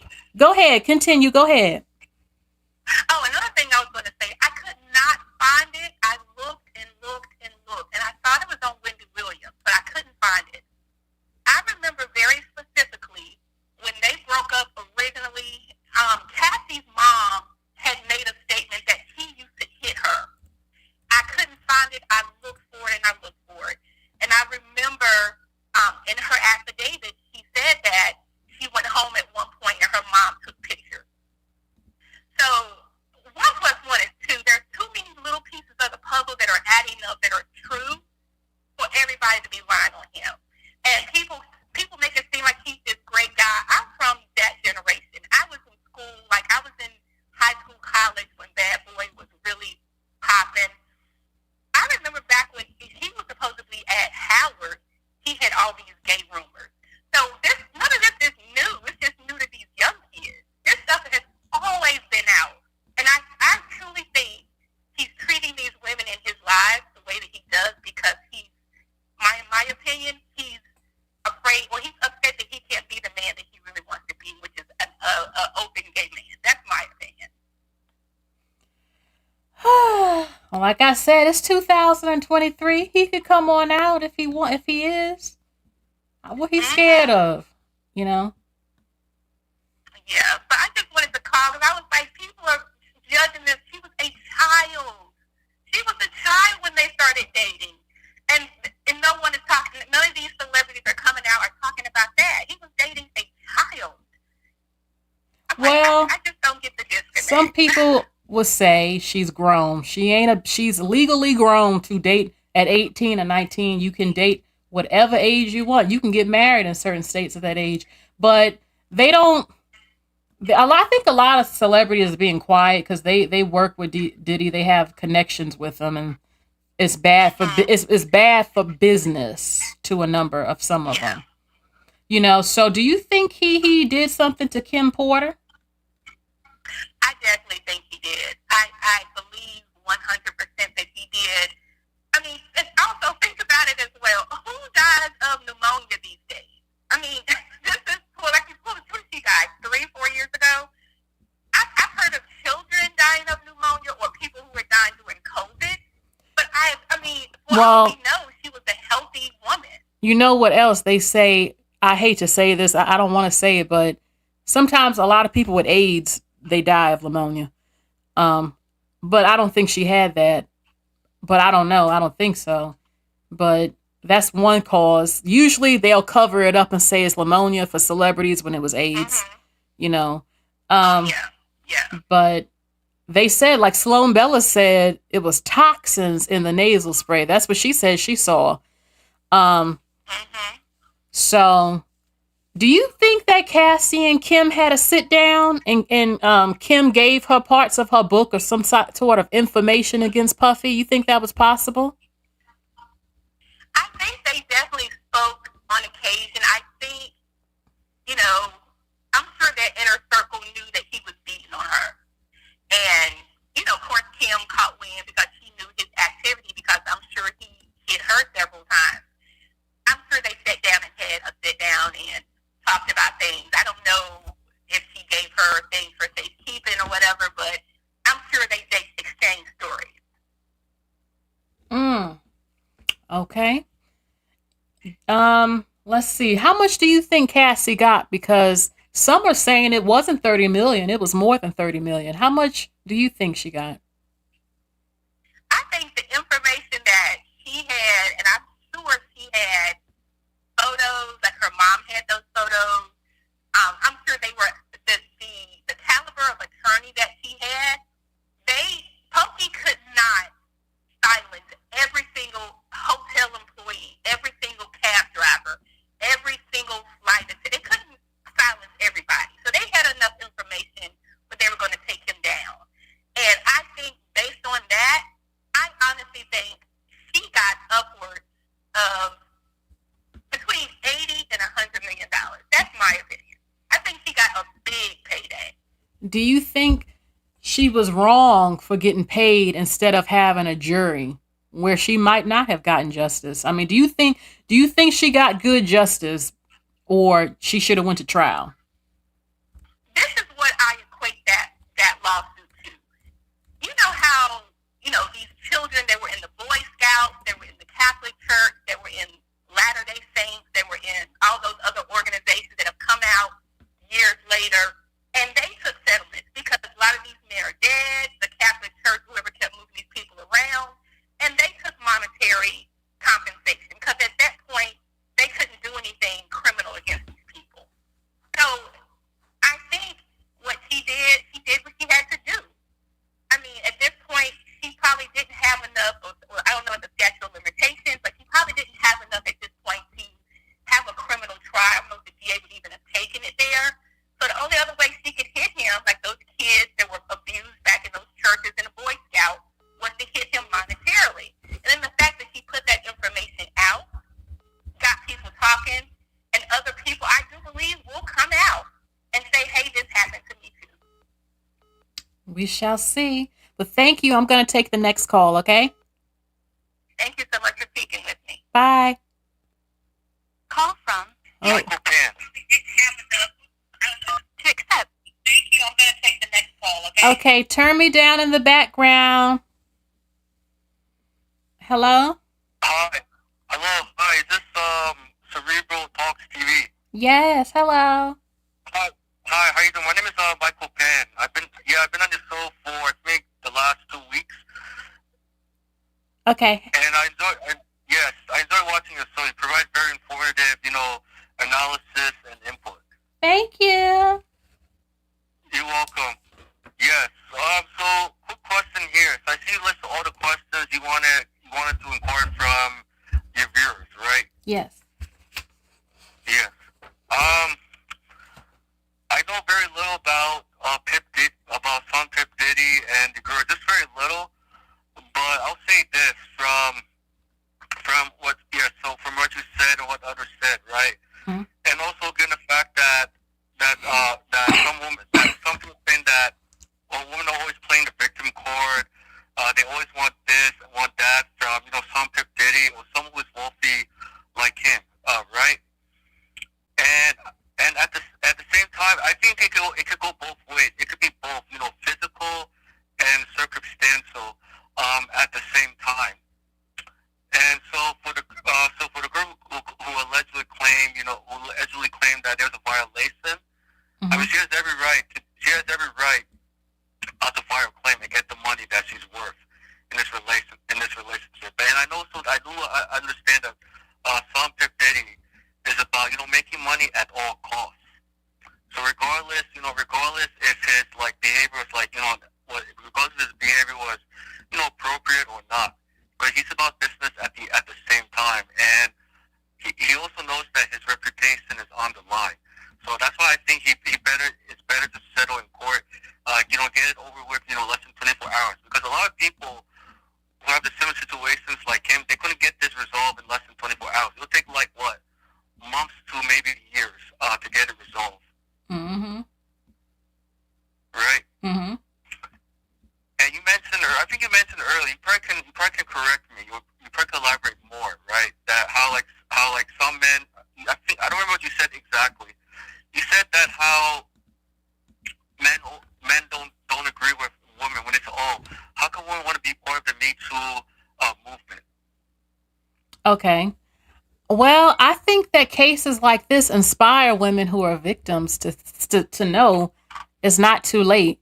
Like I said, there are a lot of women who think they can heal themselves. Like, if I just go on with life, I can get over it. And they probably think about that shit every day. Cassie probably got flashbacks of the male prostitutes possibly going up her anus, being pimped out, that man kicking her in her damn face, and probably think, how the fuck can he get away with this shit? Absolutely not. And she sat on it for years, and I think she couldn't take it no more because she says she's still recovering mentally, and she wanted some type of justice. And you know what? Like I had showed earlier, it's okay to seek justice when a black man gets killed or getting out of prison. All of a sudden, a woman can't get justice for getting raped or getting her ass whooped. I don't agree with that.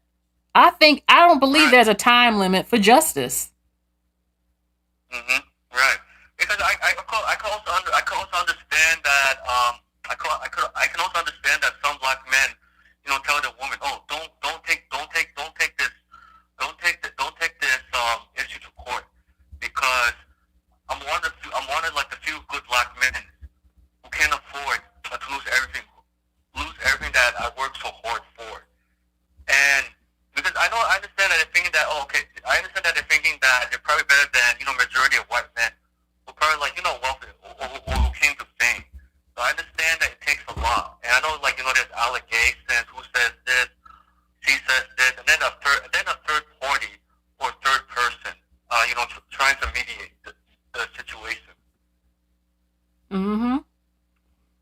Yeah, and because it's really, the way I see it's no different when, regardless of race for men, when they make it to fame or they become successful, famous, and then they do something that's very very asinine. I'll say allegedly, because I don't know if it's true or not. I'll say allegedly, just to be safe. Allegedly thinking that they have every right to overpower women.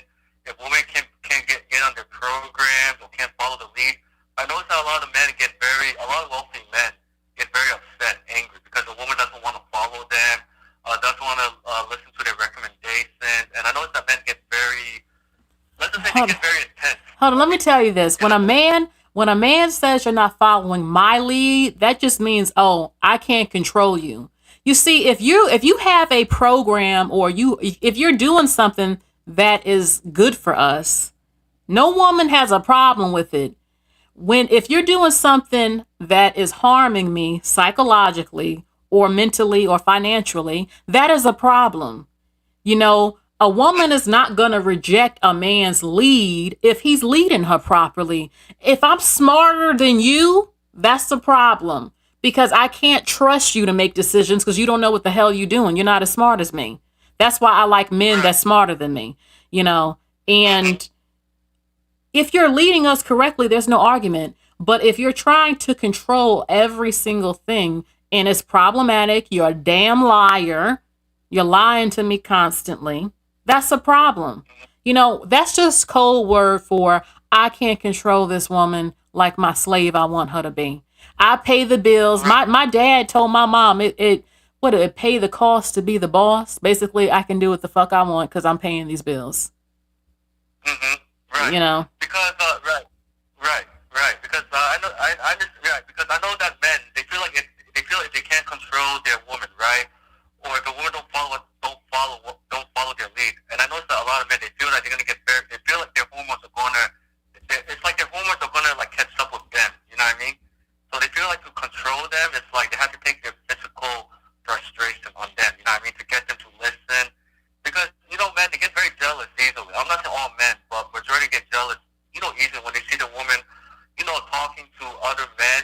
So in their mind, it's thinking, oh my God, what if my wife wants to leave me in the future? I mean, my spouse wants to leave me in the future for another man who's probably like more handsome, you know, like knows how to be a gentleman. So I could understand why men have this, like, you know, jealousy. I guess it's to control and jealousy. Mm-hmm. So, right. Do you think that he had Kim Porter unalived? I can't speak for that. I can't comment on that because I haven't seen the full coverage. But I do know a little bit. What I do know is that some people probably I'm not saying he orchestrated the plan, or he concocted the plan to have Kim Porter, you know. I guess, how do I say this? I guess have her, feed it. But I can speak from, what I can say, like, statistically speaking, I mean, from stats, is that a lot of women feel that, and you're right, a lot of women feel that some women feel that they can leave a relationship and some can't, based on socioeconomic circumstances. Mm-hmm. And also, the pressure to stay, because they know that, like someone like Tom P.Diddy, he's very famous, right? He's a R&B singer. So for someone to leave him as soon as possible, you'll do more harm, than good. But then you also have others who think about it's not safe for me to stay, because what if the situation gets worse, later on. Mm-hmm. And I feel that women, they shouldn't feel, victimless, because they think about they want to leave. Because it's not healthy to stay in a burning house when you know that you can't get yourself out of. Yeah. Yes, and oh, sorry. Go ahead. No, sorry. No, go ahead. Okay, yeah. And also, in terms of the money she received, in terms of, I think you asked if it was enough she received in settlement, right? Mm-hmm. Like, how much do you think she got? 30 million, 50 million? Some say she got 100 million. What do you think? 100 million? I know some people would say that Jennifer Lopez got $500 million when she left Diddy, right? And then they said... No, she did not. She was never even married. She was never even married to P. Diddy. She didn't get anything from him. Mm-hmm. Right. I'm just saying, this is what people wrote in the chat section. I'm just reading the comments. I mean, I'm not taking sides in how much Jennifer Lopez did receive or did not. But I'll say that Kim Porter, how much she received, I would say maybe she received, if I had to take a very good guess, I mean, I don't know the amount. I want to say maybe between, I want to say maybe 50 million and maybe close to $100 million off the top of my head. Okay. And a lot of people remember Puff Daddy is a billionaire, so 100 million to him ain't nothing. He's Go ahead. Sorry. No, you go ahead. I don't want to interrupt. No, he spent $21 million on a painting a few years ago, so he's good. You know, he's still good. Yeah. You know. Right. He's right. Right. He's gonna do well. He's gonna do well. I mean, he's gonna do well financially. Anyway, I mean, he has a lot to lose, but he's gonna still be wealthy. You know what I mean? I mean, not to mention if he complains about paying taxes to the IRS. Yeah. Because like you start thinking that, you know, some people start thinking that why should I pay taxes to the IRS when I paid out you know claims to Kim Porter? Like I shouldn't pay taxes. I deserve a break from the IRS. Yep. And I'm just like, what's your opinion on that? If something did told you, I don't want to pay a lot of taxes to IRS because I want to court to settle a case, and I don't want to lose additional, you know, millions to billions of dollars. Yeah, I don't know. I don't know on that. You know, so do you think there will be more lawsuits coming out now since Cassie did this towards P. Diddy because he has a reputation for effing over people for years? For years? I will say this because I know that for millennials, he's correct, but for more millennial women, they're coming out, speaking out. You know, they're taking their chance, they're taking their cases to a higher court. So I think we're going to see more and more, you know, younger women coming out and exposing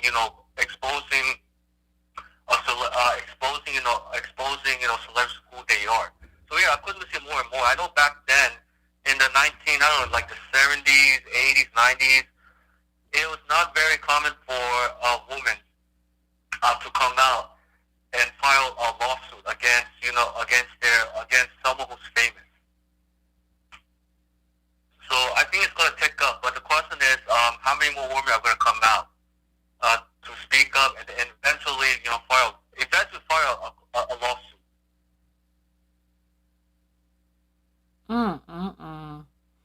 Okay. Yeah, I mean, I'm just thinking, like, what's your opinion on that? Do you think more will come out? Yeah, I think. I do. Oh no, go ahead. I think that Audrey O'Day from Danity Kane is going to sue him because she said that he told those girls to sleep with him. He did things with their contract. Mace and many people have been talking about how he's done them regarding their catalog and contracts, how he doesn't pay artists. I think that any other women he got, that's his side pieces, who he's been beating up, they might come forward. It's possible. And even if they don't, this is going to go down in history. Period. History, right. You know? Period. So. Right. And I just have a question. What would you say to women who want to become R&B and they thinking that by becoming R&B or becoming a famous music artist, you got to be with some P.Diddy or Kelly? Like, what would you say to them if you had to offer them advice? Would you say to them that they need to start their own group so this way they could avoid a potential lawsuit and avoid like what happened in the past? Well, men run the music industry. Because I understand some of them I understand for them it's like the American dream. You know, staying at a celebrity's house, you know, getting rich quickly, but while understanding that there are like strings attached. That is just so common that, okay, men run the industry. Hold on, let me write this phone number down. Give me 1 second. Sure. All right. Men run the industry, especially hip hop and R&B. It's male dominated. There have been many artists for years who said, I didn't sleep with anybody to get to the top. That's what Little Kim would say.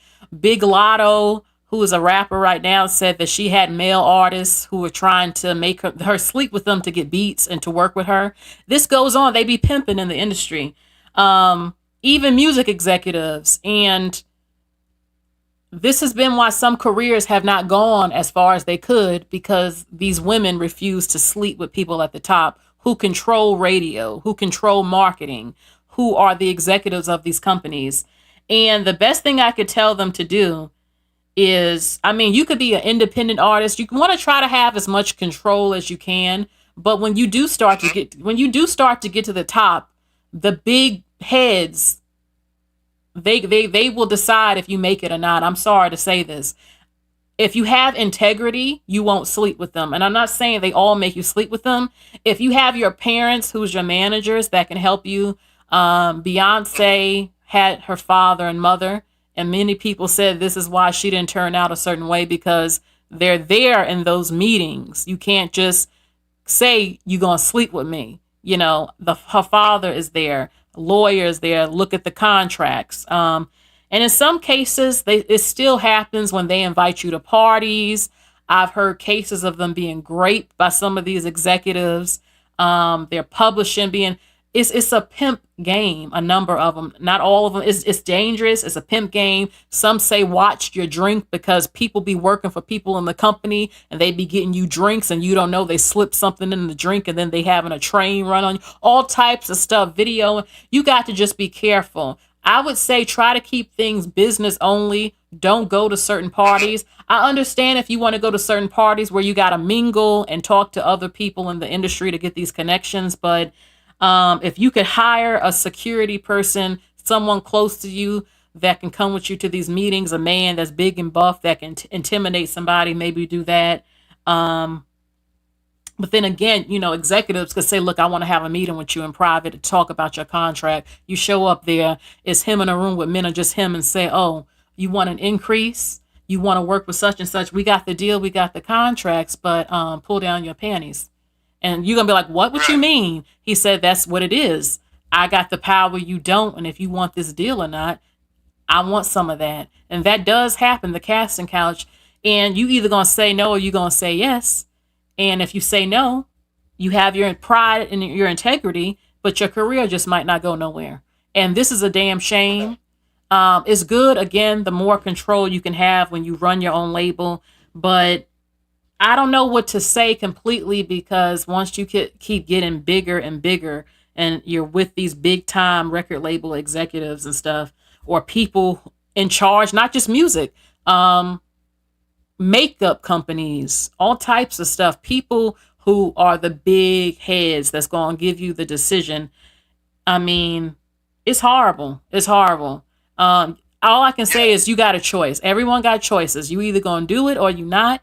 And that doesn't mean everybody asks to sleep with you. That doesn't always happen, but we've heard about it for years. Even producers, like, they don't give beats to some women if you don't give up the coochie. And I think that is prostitution to me. Not her, but them being a pimp. You know what I'm saying? Right. You got a lot of women. Go ahead. Someone mentioned JLo in the chat. Yeah, there have been rumors for years that JLo had to sleep with certain people. They made her do stuff. I wouldn't be shocked, but she ain't the only one. This happens all the time. You know, all the time. So. And would you say it's like, right? And would you say it's no different from football, from athletes who do the same thing, like famous R&B artists, or would you say it's a little different? Well, an athlete, I mean, what kind of power does he have besides his money? He don't run nothing. He works for somebody else. But they do something with groupies, like the women, you know, oh, you want to date me? Oh, you want to be with me? Well, you got to give this up to me. Or, you know, this is it. This is the lifestyle. You can agree or you won't. They have all type of freaknik parties, all types of stuff. And athletes don't often control nobody's career. I mean, they're athletes, but the music industry, those executives, I mean, you literally can't get on radio or on a talk show without some of these people in power, without them giving the approval. I've heard that rappers have been forced to have sex with some of these men. They don't got to, but they do. Just to, sometimes they want to humiliate them though, too. You know, like, yeah, I'm going to get him. P.Diddy has a reputation of trying to do that, like Justin Bieber, Rick Ross. I don't know. We don't know for sure if it's really going down. They don't have to do these things, but some of them are very sick. And it's a power thing. A power thing. It's a power dynamic between those at the very top who control the industry and who have a say, and those at the bottom, you know, they have some control, but not total control. And I have to ask you this: so because Cassie filed a lawsuit against Tom Combs, P. Diddy, do you think do you think that his sales will drop in terms of making like new records? Do you think a lot of fans will not listen to his music or boycott his songs after the allegations? I mean, only allegedly. I'm 50-50 on it because he hasn't been making music in years that anyone really listens to. His best songs are his old songs that he keeps showing up to award shows doing. And I'm not going to lie. I grew up liking some of his music. You know, they're classic music, classic hits, you know. But I do think he might be affected by this. Like if he shows up somewhere, I can see him getting booed now. But I mean, look, all this stuff that happened with Mace, Faith Evans, Total, Mary J. Blige, and he's still standing. So it will only happen if the people say, no, we've had enough. You know, we've had enough. I don't know though. I mean, he's one of many who has gotten away with stuff. And I always said that you got to be real desperate to sign to Bad Boy. Because if you sign to Bad Boy, you know your career probably ain't going to go nowhere on average. Bad Boy used to be great. Now it's just, and he destroyed his own label, which makes absolutely no sense. He had the greatest label in hip hop in history, and he completely destroyed it by effing over his artists because he was greedy, and it makes no sense at all. So right, yeah, because I used to listen to his songs in the past. Some called P.Diddy, especially when he developed an album for Men in Black in 1997. Yeah. Yeah, I forgot the name of the album. It's been so long that I listened to it. Yeah, he was just on, I think, the MTV Awards or something performing. You know, he knows that this was going to destroy his reputation. You know, he's built something. He has daughters. He didn't want his family embarrassed, even if it's true that he did these things. And he has a lot of power. Again, a lot of people are kind of quiet who are celebrities because of the power. A lot of people are connected in the industry and they don't want to ruffle feathers because they might think it can affect my career. So. Mm-hmm. And you don't think that? Do you think it's gonna hit him hard if he does wants to make a movie in Hollywood, despite the allegations? Despite the allegations being thrown against him. I don't know, to be honest, on this. We'll just have to wait and see. I mean, we've seen so many men still get, upheld who have done stuff. So I don't know. Yeah, because I have to ask you this. I have to ask you this. And what would you say to the brothers who work so hard to make it to the top, and then having allegations being thrown against them, whether it's true or not? Like, what would you say to them? If a brother says to you, why should I be responsible for something I didn't do? More white men commit heinous acts than successful black men do. What's your response to that? If one of the brothers tell you that this is not true, there's no evidence to back it up. I would say that there is evidence because she has a whole 35 pages of documentation. There are photos of her beat up online. There are other stories as well. And they weren't there in that room, in that meeting, to know what else she had that he settled the case. So, and I don't know why anybody would bring up white men. Again, be accountable for what you do. Because anytime I hear somebody say, well, white men do it, what you're saying is you want black men to be allowed to rape women and beat the shit out of women too, just like everybody else. So, that's it. I'm going to take the next call. Oh, sorry. Yeah, you take the next call. All right. Yeah. Thank you. Thank you so much. Thank you. Thank you. Bye. Thank you. Bye. Okay. So I have 2 more calls and the phone line is still open. Also, someone said, Diana Prince, you said that JLo was given access to black culture and hip hop. Yes, but you got to remember too, JLo is from the Bronx, and I know people get irritated hearing this, but a lot of black and Puerto Rican people are extremely close in parts of the New York. Not everywhere, but in certain parts. They grow up together, the same type of lingo, the same music. I'm not saying that ethnic, tribal shit don't go on, beefs and stuff like that, but the culture is very intertwined. And she was on In Living Color as a dancer and stuff. And I mean, I'm not shocked at all. I mean, plenty, like with Fat Joe and Big Pun and stuff, that's not some abnormal thing for New York, where black people of various ethnicities and Latinos from different ethnicities mingle together very closely. Now, some parts can be different, but in the Bronx, there's neighborhoods, plenty of half black and Puerto Rican people there. So it's not uncommon, to be very mingled, intertwined together, and for Puerto Rican men and women to be making music with black people, hip hop and stuff. When hip hop was hip hop, I mean, Big Pun was really, to me, the biggest Latino artist, man, that really made it. Fat Joe. There were a few others, and hip hop came out the Bronx, and the Bronx has a huge Puerto Rican population. I'm not saying they ain't got their own cultural thing too. Mark Anthony is very big for Puerto Ricans and stuff like that. And I showed you the clip that reportedly Jada and Mark Anthony had it going on. Will walked in and beat the shit out of Jada. Did y'all see that clip? There was some buffering going on.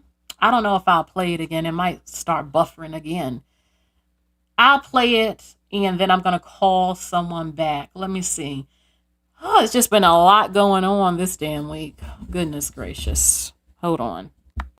One of the things that Jada has over him, Will lost it and beat the shit out of Jada. I mean, beat the dog shit out of her.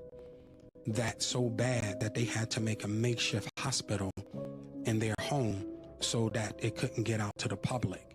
So that pain of Will seeing Jada fucking Mark Anthony on their couch in their home, right? Because he know they were already fucking on the set. This is fact. He just couldn't take it, and he whipped her ass so much that she had to get face surgery and everything. If you look at her face, you could see where she had surgery around her cheeks and all that stuff.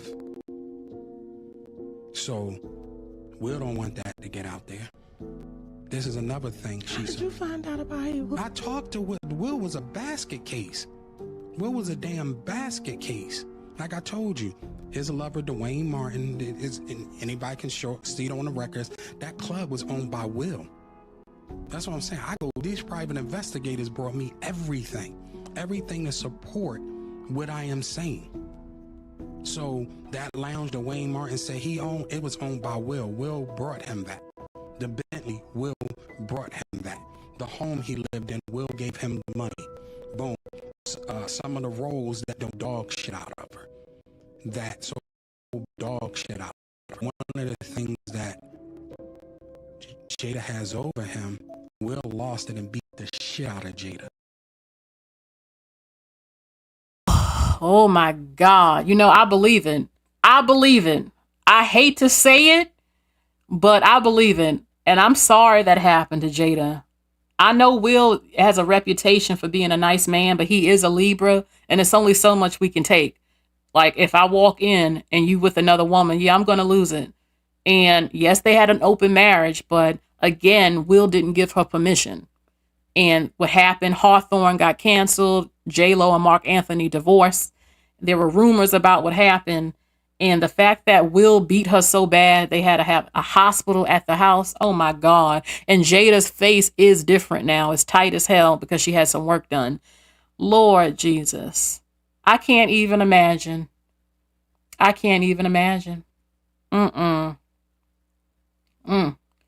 So the stuff coming out this week had just been crazy. Okay, I'm calling someone back. 510. Give me a second. Okay. Woo! And Mark Anthony, some people said, really? But they said Mark Anthony is holding it down, if you know what I mean. That's what they're saying. Hi, this is Cerebral. Hi, Cerebral. This is Diana. Hey, girl. Hey, how are you? I'm okay. Speak up just a little bit, please. Oh, okay. Let me turn my phone up a little. I have a little cold, so. Okay. Excuse me. I hope you get better. So, Bless you. Thank you. what is your opinion about this whole thing with Cassie, Kim Porter, Kid Cudi, I'll Be Sure, all of this? Well, with the whole lawsuit that Cassie filed, I think what people don't get is that that lawsuit was a civil tort lawsuit, and it doesn't function in the same way as a criminal complaint. The stuff that was in that lawsuit and the evidence that her attorneys and her had that gone to trial, she would have got way more than whatever they settled for. Because when you go to trial, you have to do discovery, they have to do depositions, they have to do subpoenas, they have to get witness statements, evidence has to be submitted, and whatever evidence she would have had to submit, he wouldn't have been able to explain none of that away. And he would have had to pay her out even more money than whatever they settled for. Because when you are dealing with civil torts like this, you're looking at intentional infliction of emotional distress with the domestic violence and all the sexual stuff that was referenced there. Mm-hmm. You're looking at whatever her contract was that didn't get fulfilled, the economic loss to her career that would have happened had she did her 10 albums. Mm-hmm. You got compensatory damages, you got nominal damages, you got all these different economic formulas related to money that she lost out on due to dealing with him, and had a jury trial looked at that, he would have been having to pay way more money than whatever they settled for. So he had to settle. How much do you think she got? She probably got $1 million plus, $100 million plus. Lord, Because she's gonna have to have medical attention for the rest of her life. Now, I had mentioned that what it could possibly be, but what do you think it could be? What kind of medical issues you think she might have? Psychological, and she probably has some physical scars too. Because when someone's hitting you and doing the things that he did to her, black eyes, there could be some brain damage that could have been done, or some swelling on the brain that could have occurred that she may not have gotten proper treatment for, and it can surface later, you know, as she gets older, and she needs to be able to be treated for that. Those are the things that people don't think about, and those are the things that her attorneys were thinking about. And the fact that he had access to her medical records and stuff, they had to factor all of that stuff in, because she was going to the doctor and stuff, but there are certain things that she may not have been treated for that she needed to be treated for. Like I said, that will probably come up later, because domestic violence leaves more than just emotional scars. You have physical scars that people have to deal with that may not come up until later.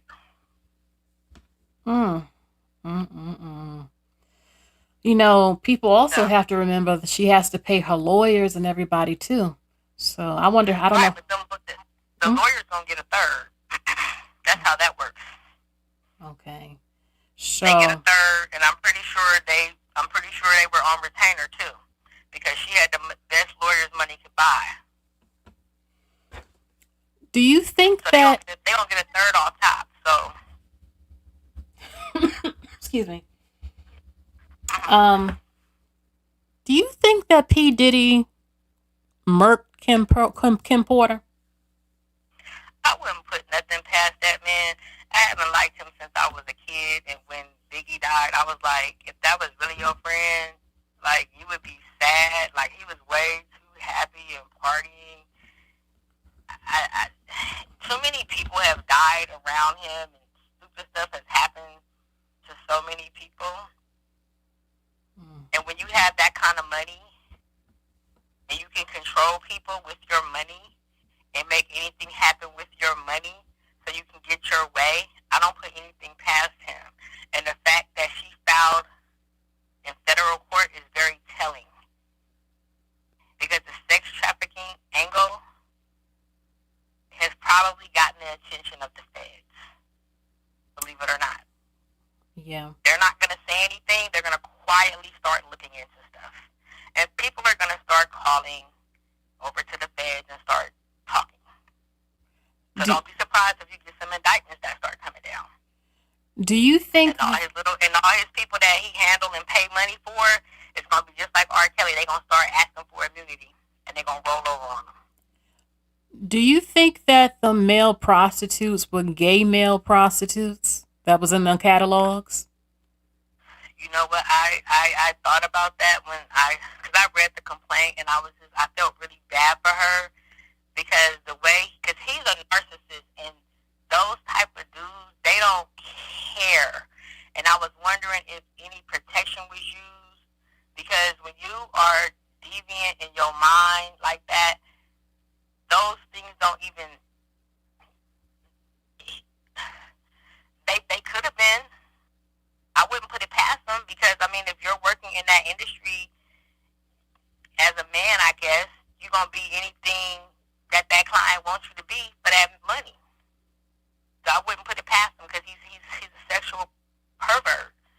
And there's no telling what kind of damage has been done to her body. You know, we don't know what kind of STDs she might have been exposed to, too, because that's a possibility, too. And that could have came out had they went to trial. Yeah. Since we keeping track of people, medical records and stuff. Mm-hmm. And then all the stuff that he made her do was under duress, and you're giving her drugs, and then since you're giving people drugs, again, that's the feds are going to be looking like, okay, well, we giving people drugs, so is there any drug trafficking going on? Like, what's going on over here? Why is that happening? Who else have you been doing this to? Because had that gone to trial, every baby mama, every woman he ever had been with would have been subpoenaed to come testify. Oh, my goodness. And because he had all that money, they would have had an anonymous jury. Do you think that more people are going to come forth and he's going to have more lawsuits because Cassie sort of maybe inspired them to not be afraid? It's quite possible. It's quite possible. Now, the people who have been on his record label, excuse me, the ones that were making money in the 90s, I don't really know what they could do legally, because the statute of limitations could have run out for them to file suit. In New York, I don't know what the statute of limitations are I don't know what their statute of limitations are for them to file suit against the record company for unpaid royalties related to their record contracts. But if there's some other activities outside of that have nothing to do with their contracts, those specific contracts, or if they made newer contracts to perform at concerts or tours and stuff and they weren't paid, that were more recent, then they could probably sue for that. And then if there's like criminal stuff, then they would have to go to the police or go to the attorney general and make a complaint, or go retain counsel to, file suit to recover damages. Do you think that Carisha is in danger, or do you think she's going along with whatever P. Diddy wants? I think it's both. Because when you young like that, you think you know what you're doing, and you think you can handle those things, and you can't no more until something drastic happens. You stay in it. Maybe this will be a wake-up call for her. I don't know. But when you've been groomed to accept abuse and that type of behavior, and it's covered up with money and material, it makes it harder for the person to leave, because they've become dependent on that person. And then if she's one of those people who may not have had a father in the house, it'll be harder for her to leave. You know what? Not him. And what's so interesting too is the monster. What's so interesting is that a lot of men say they want women to be dependent and they make the money. And then they got mad because Cassie didn't leave and was dependent on him because he had the money. But people are missing the big point. When you are 19, you don't, I mean, your mind is not the same as when you're 25 and 30. She didn't even want to be with him. He forced her into a relationship, and he basically groomed and beat her into submission, into staying with him, and that's what people are missing. Yeah.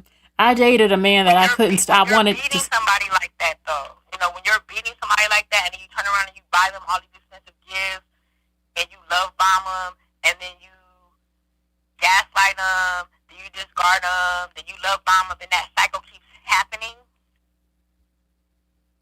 you're going to stay until you get tired or figure a way out. And that's the part that people don't get. Yeah.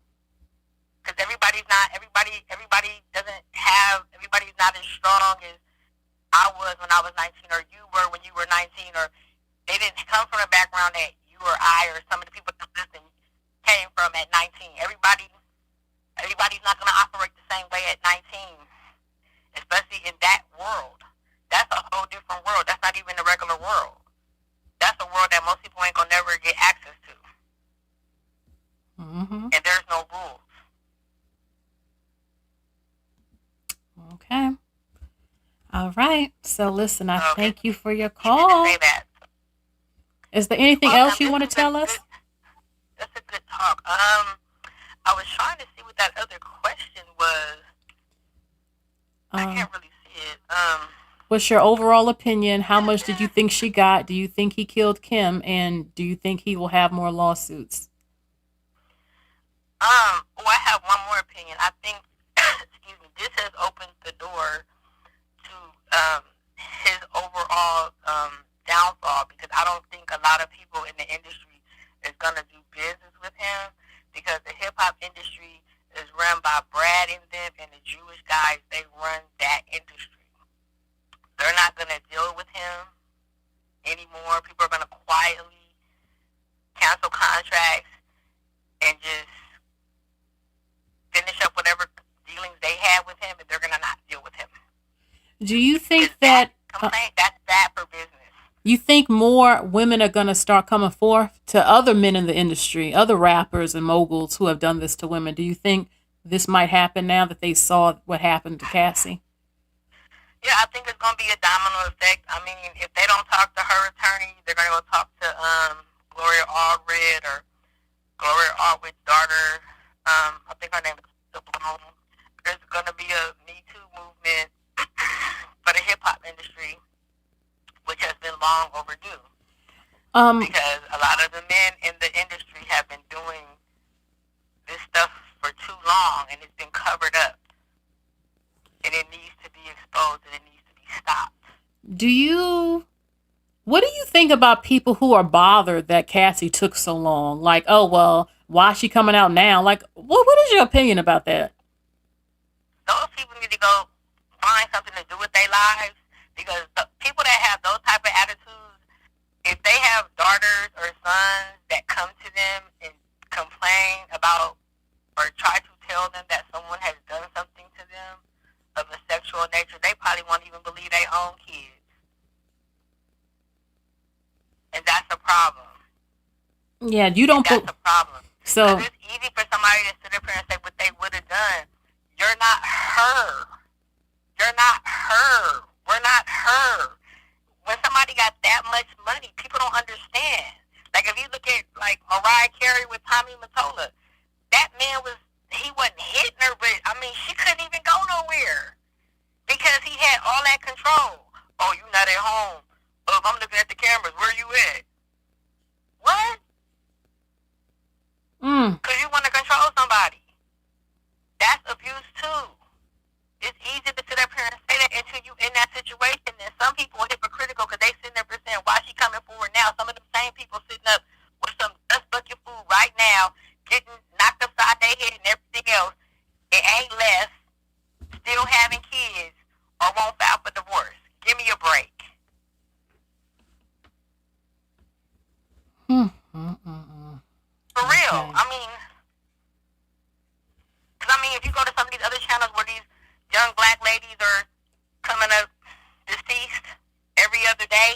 Who's doing it? Yep. Who's doing it? We see it every time I look on Yahoo Yahoo News. It's every day, every week. So the hypocrisy of the black community is absolutely disgusting.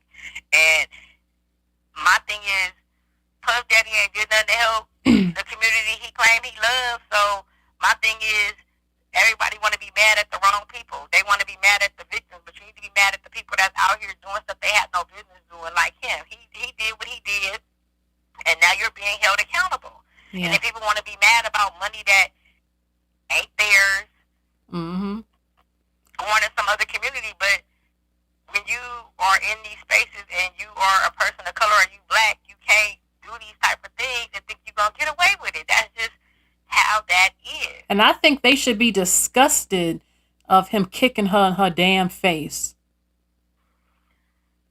That's horrible. Some of those people think she deserves it because they didn't get picked, and some of them think that he should have been with a black woman, and if he had been with a black woman, then that wouldn't have happened. He was kicking Kim Poor. People are so stupid. He kicked every woman's ass he been with, allegedly. Right, but when you have people that are just that self-hating and just, they have an issue, a hatred towards her. They're so ridiculous and weird. Like it just defies logic, and you can't even. Really They're evil. They're evil. Act like that. Yes. Yeah, it just makes no sense. Like nobody deserves to get beat down like that. It's not about color. Yeah. It's not about race. It's about being a human being. Any man who puts their hands on a woman or beats them down like that, you can't even call yourself a man. And I don't care how much money you have. And you best believe all them men that's in that industry, they not gonna have nothing to do with him. Quiet as it's kept. Family over everything when it comes to business. I don't care what industry you in. People that are serious about business and money and building wealth for their family is everything. The men don't want nothing to do with no man that's beating on women like that and got all that stuff going on. And everybody can read that complaint. Yeah. That complaint gonna be forever. That complaint gonna be on the internet forever. It's on the U.S. District Court website. It's gonna be there forever. Yep. All right. So thank you for your call. I'm going to take the next call. Thank you. Bye. All right. Bye-bye. I didn't really see that many comments, but I don't associate with no woman who brings up if the woman's not black enough to you, because Cassie is half black. Oh, she ain't black enough. That's what she get. Oh, so you agree with women getting their ass whooped? That's disgusting to me. Don't come up over here if you have that mentality. Because don't no woman deserve to get her ass whooped. And I don't care how old Carisha is. She's still a woman. A lot of women be getting their ass whooped of all ages and men be manipulating them. Hold on for a second. Hello? 1 second, okay? Yes, give me 1 second. Okay, hello? Hello, how you doing? Yes, hello. Yeah, based on the topic, the prudence about beating on a woman, I just wanted to ask you, just called to make it clear, men or women, no one should be beating on anybody, as a matter of fact. It's childish to even start fighting for any reason. You see cat and dogs, animals to fight. Human beings should be more upgraded to the level of discussing issues, sitting down and dialogue issues, no matter whatever the situation may be, instead of fighting, and talk about it more to beat on a woman, which is the weaker vessel in terms of strength. The woman is stronger in taking pain, in carrying the baby, or taking care of whom, even if she's not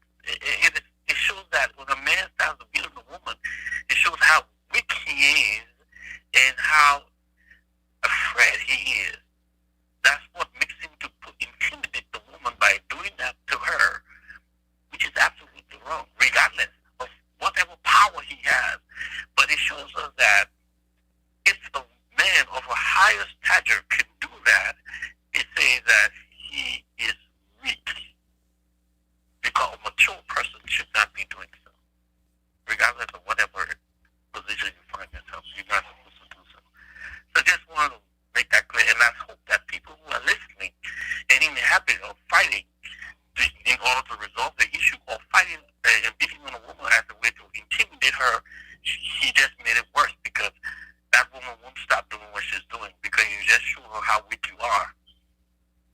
That's what it is. Okay. So, do you think he killed Kim Porter?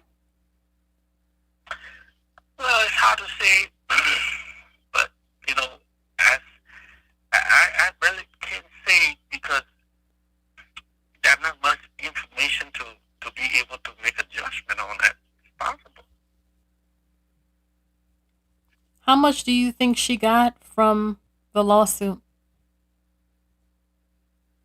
I didn't follow that much on that, but my concern was about the bidding he gave to Kim Porter. That's my main concern. In fact, it's not a good thing to fight at all.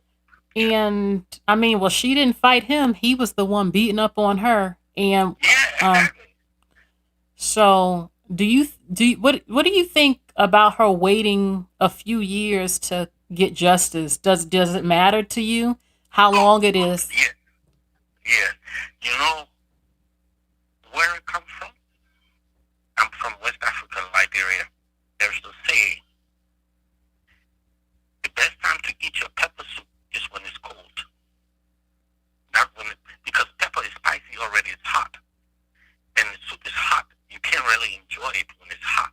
And then the pepper is in there, it's spicy. If you want to enjoy the pepper soup, you have to let it cool down.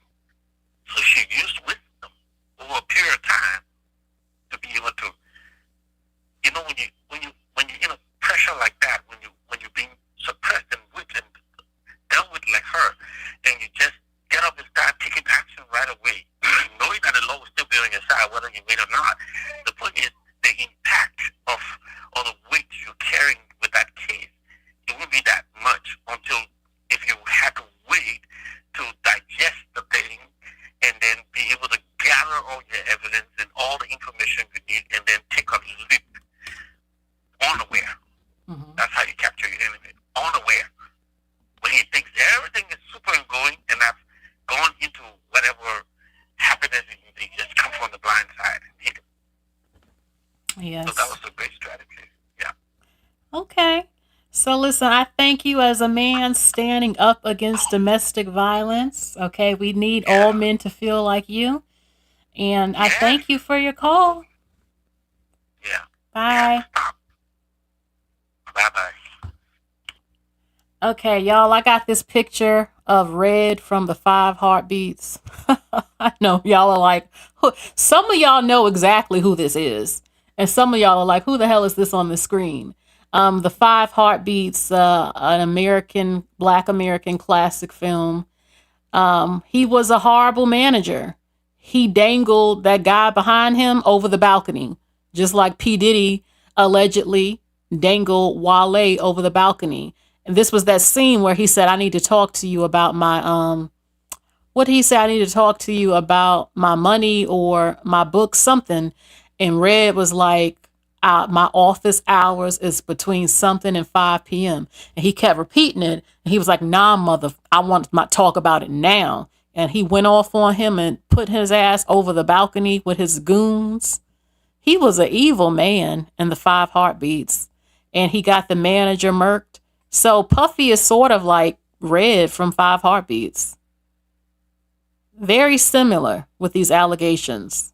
So, oh my goodness. 5 Heartbeats. If you have not seen that, you better see the 5 Heartbeats. Come on. We all know that's a classic. That's a classic. Nights like this, I wish raindrops would fall. I'm calling 516.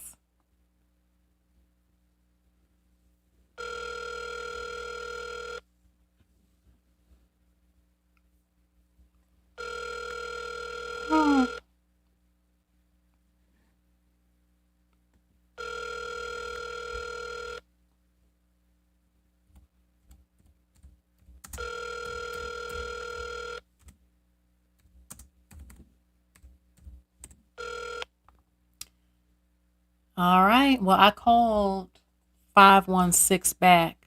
Phone line is open if anybody else would like to call and give their opinion about P. Diddy, this Cassie, the situation, Kim Porter, Aldi Shore, everything, really. So, all right. So I'll be waiting about 5 more minutes if anybody else wants to call in and give their opinion about this.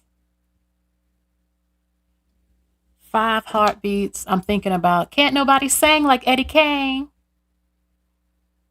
A house is a love, and I've learned that it doesn't something to break a heart in the house of love. And I've learned.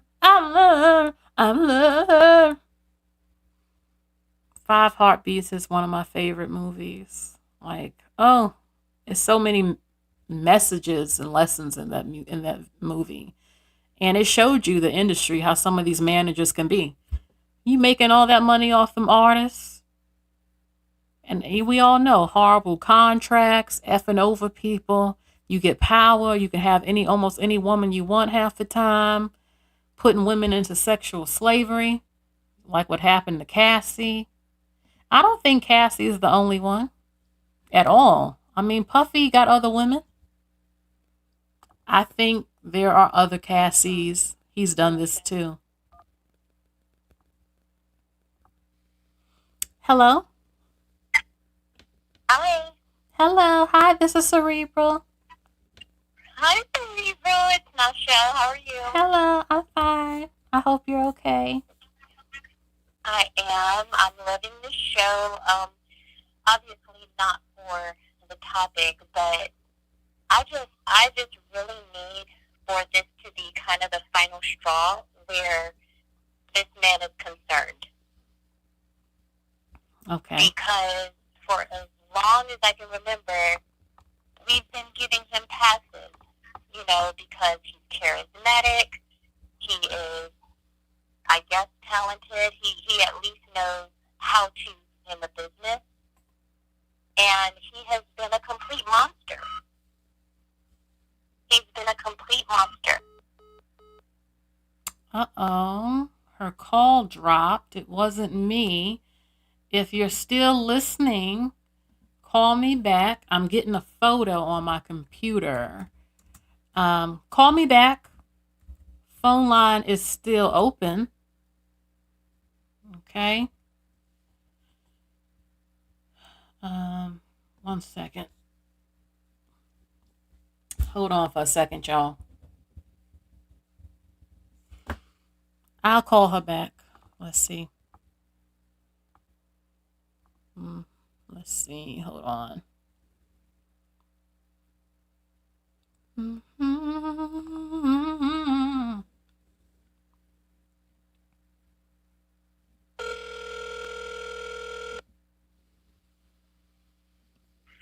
Hello? Yes, I don't know what happened, but okay.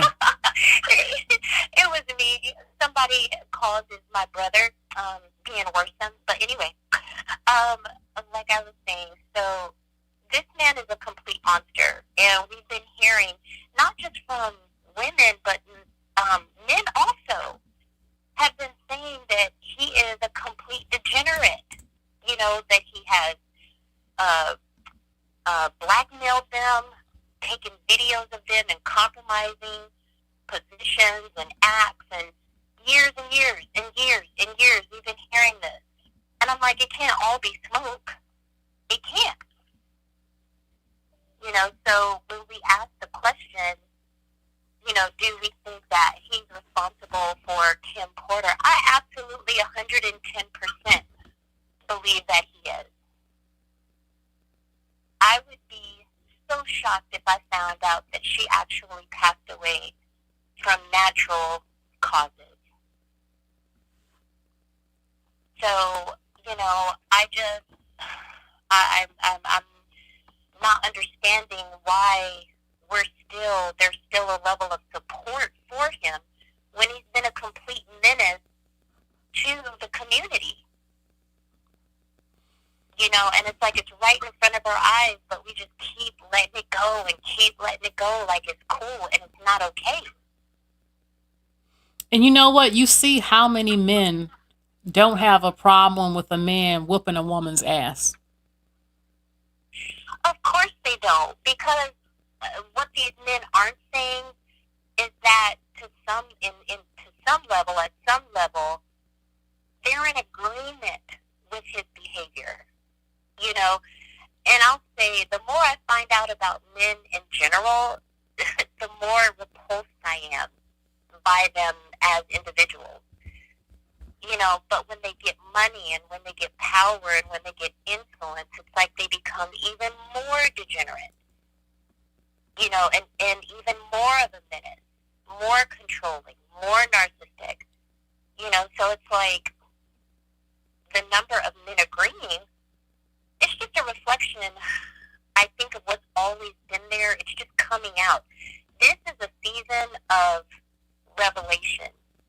You know, this is a season of unearthing things that have been hidden for so long. And in the industry, in the music industry, that man he is probably one of the darkest spots in the industry. He just hasn't gotten to a point where the community at large has said, okay, you know what, we're done with you. Mm-hmm. And that may or may not ever happen. You know, he may get past this and go on to make more millions for all we know, because our society as a whole is not really going to call him to the carpet for it. You know what? But when women do something, when a woman does something, everybody want her career ruined. Oh, for sure. How many women have been blacklisted in the industry?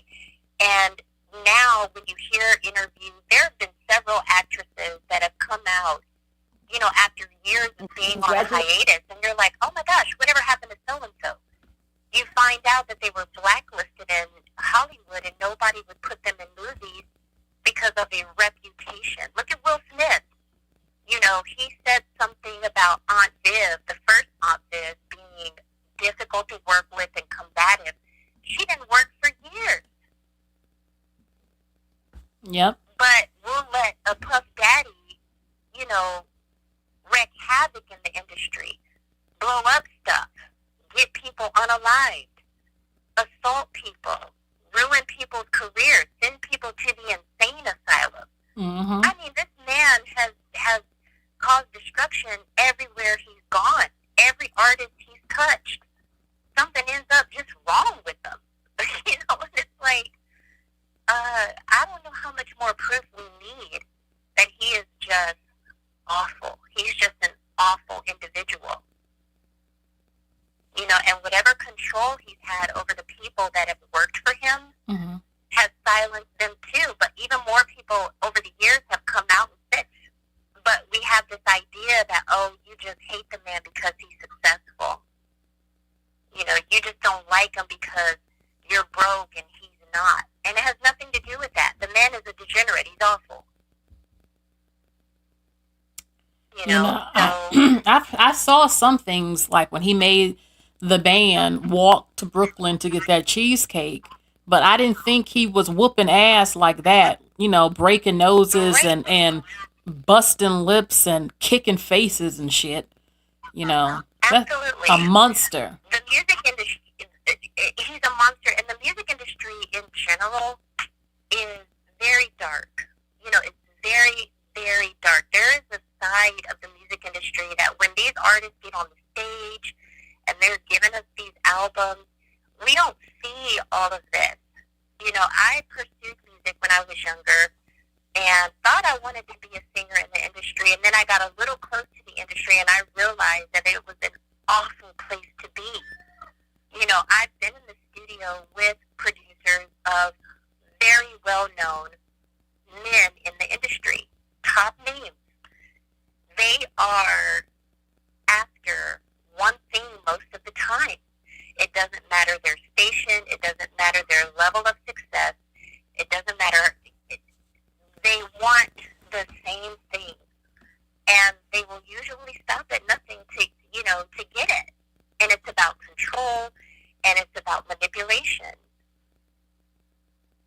You know, so it's like there's just a side to it, and especially when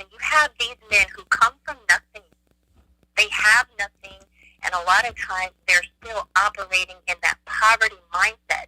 And so for them, winning looks like control. It looks like making the people around you bow down to you because they've had nothing. They come from nothing. No amount of money is going to correct that. You're still dealing with the same dusty, degenerate person that came from nothing. Now he just has money. It's the same mindset. And a lot of these rappers and these artists, they come from nothing. They get some money, but they still got that nothing mindset. And it just bleeds out all over the people that have the unfortunate experience to be around them. Yep. You look at all these rappers who still go to jail for guns and drugs. I'm like, how are you still in these? How are you still having these problems and you rich? Make it make sense. Because they have a poverty mindset. They'll have all the money in the world. It's never going to change how they think and how they view the world, and more specifically, how they view themselves. Because really, they know that their mindset is trash. They also know that there's not enough money to cover that. But the money is a way to hide behind who they really are. You know, and so they're going to continue to do that. I mean, it's just, you only have to look at most of the artists out today. And in Blackistan, you know, we just love and glorify the music that debases us the most. So that's part of why Mr. Combs has been able to get away with everything he's been able, because at some level we respect that he was able to carve something for himself out of nothing. But he did it at the expense of everyone around him. Yes. The only people I feel sorry for in this are his children. You know, and I'm almost positive that they have seen that side of him.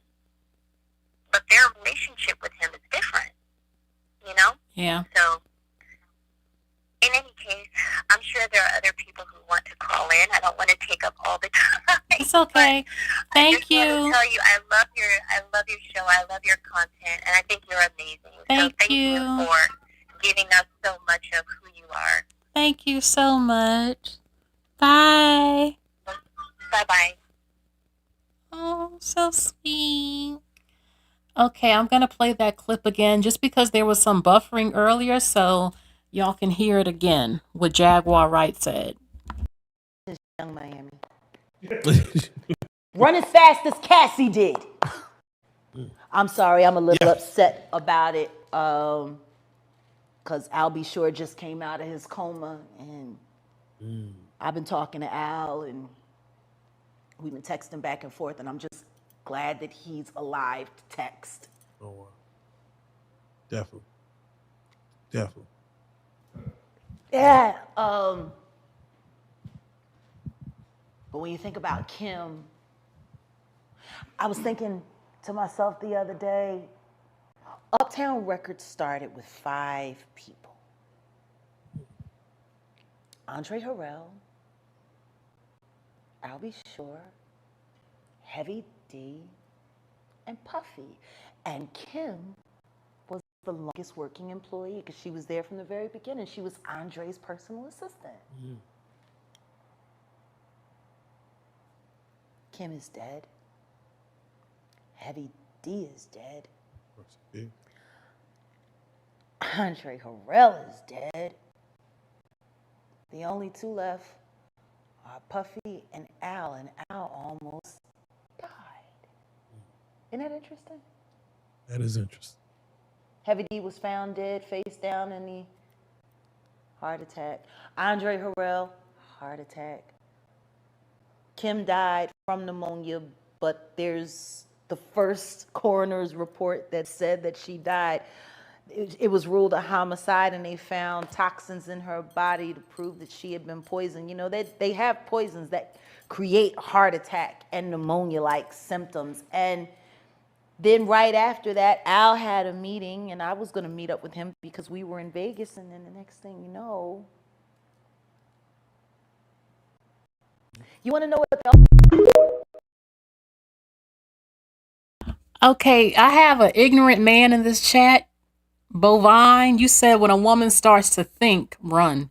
You know, it's amazing you say this when a lot of men you love became who they were because of women. Did you know Elijah Muhammad, the founder of the Nation of Islam in America, which is different from the Islam in the Middle East, but Elijah Muhammad, it was his woman, his wife, who put him on to the religion. She was in it first and got him on it. And then he became the leader of the Nation of Islam that Farrakhan now heads. But it was because of his woman. A lot of things women have thought of, men took over and became the face of it, in case you didn't know. So you sound like a hater. You're an abuser. You just basically outed yourself that you abuse and agree with the abuse of women. You know, you're one of those men who don't want us to think for ourselves and to be educated because you know we might do better than you. You want to control us. You want to control our punani. You want to control our mind. You want to control if we can read. You want to control if we can report you whooping our ass. Tell us you hate women without telling us you hate women. Anyway, yeah, Jay said it. Jay said he's a woman beater. Yeah, that's the type he is. The phone line is open. All right. I put up this picture here of JLo and Puffy because I remember the Bovine says, I'm just teasing someone in the chat because I just got here. Okay. Well, there are other men who do feel like you, so that was my message. All right. So I heard rumors in the past when JLo was with Puffy that he wouldn't allow anybody near the pool. No man could go near her. And, you know, Kim was crying and stuff. Now had his kids, been with him forever. And she didn't even know he was seeing JLo. He just popped up with the relationship, flaunting it all over town. He would have wifed up JLo and not Kim. And it just came out the blue. And, you know, it was a power move. JLo was one of the hottest women actresses out, you know, after doing Selena and other movies she did. And then she got into music. And I'm not going to lie, I like a lot of JLo's music. I do. And Puffy thought this was a power move, you know, plus the whole Puerto Rican and black. And then, you know, all of that. And it wasn't something you saw a lot. And she dressed real good. He was dressing nice. He had his fashion line. She did her fashion thing. People can say whatever they want about JLo in this relationship. But I mean, she did what she did. She dated who she dated. And she got where she got now. I don't think she necessarily used anybody. But when Puffy tried to, well, some say he lied about the gun thing with Shine, that Shine took the rap and JLo bounced because he was going to ruin her career. She was not trying to be, you know, a woman involved with gun violence and that hood shit. I mean, yeah, I like urban. I'm from the Bronx. I'm urban, but this is not good for my brand. You're involved with the shooting and stuff. And not only that, but there was probably stuff going on in the house nobody knew about. That was just something extra, like, okay, I got to go. You know, we don't know for sure if Shine really took the rap, but that's what they say, you know, and that it was Puffy. We don't know, but when that happened, she dipped out because it wasn't good for her career. And again, allegedly, he was very controlling. Okay, you could not come near her. And just like when the story came out about Wale being hung over the balcony, they said that Puffy told men, do not come anywhere near Cassie. And I mean, she's in the studio making music. Of course, she's going to be around the producers and the men making the music. And then he busted up in there and did what he did. And I mean, JLo was a way bigger star than, I mean, we didn't know Cassie yet, but you know, JLo was huge. So he didn't want nobody coming near JLo, reportedly. So he was controlling with her. And, you know, I don't know what Kim and Puffy's arrangement was, but I believe that Kim loved him. And we know women. Kim probably wanted him to commit all the way and, you know, felt like she was publicly embarrassed when he did that with JLo and then with Cassie and everything like that. Like, why come he didn't parade Kim around like that, like taking her to awards and stuff. You know, she was more in the background, living her life, getting taken care of and stuff. Don't get me wrong, I know JLo's in the entertainment industry like him, and he thought it was good for business too, you know. But still, at the end of the day, it was her and Puffy's decision, whatever they agreed to. But yeah, JLo got out of that situation because it was bad for her career. And maybe he was crazy acting around her and she didn't look back and her career became much more successful. Even though it was already big when she was with Puffy, you know, and the music and stuff like that. But I think people close to her said, you got to go. You can't. No, absolutely not. This is not your brand. We ain't trying to market you this way. You involved in hood shootings now with this man and he gonna drag you down, girl. Don't do it. I think that's what was being said behind the scenes too. So, you said no offense, but he treated Kim like a fallback. Yeah, because allegedly, he went back to Kim because JLo wouldn't take him back after she left him. You know, and I remember that Essence magazine, Kim and Puff Daddy, and you know, and it was a lot. And they marketed it as black love and all that other stuff. And, you know, he was whooping Kim's butt. I don't know though. I don't know if he ever beat JLo. There are no reports of it. But I mean, he beat Misa, allegedly, Kim, allegedly, Cassie, and who knows who else, you know. Phone line is open. Anybody else want to call before I end this? I can take one more call or two calls, like right now, if you can call. I think Puffy knew she was a good woman. I think he felt a level of shame, of embarrassment too, how he was doing her. Because I noticed in interviews when he would talk about Kim, there was a certain energy with him because she got pregnant with the twin girls and she never left him, and she knew him before he even became the billionaire that he was. So, Exhausted says, but Kim allowed it. That's when she got pregnant with the twins. Well, if you're dating a man, you will be giving up that punani. And you have eggs, and you will be getting pregnant unless you're on birth control or using condoms. You know, that's just what it is. If you are a woman dating a man and you were sleeping with him, if you're not going to leave him, and he's going to have sex with you, it's not a question unless you dump him and you are going to end up pregnant, possibly. Plus, I think a lot of women, they just get complacent or think, well, I've been with him this damn long. I already got one of his children and I do love him. He's taking care of me, so. And she didn't have girls, and I'm sure she wanted some girls, and she did it. But I think Kim probably thought he might change. A lot of women be thinking that and stuff, or...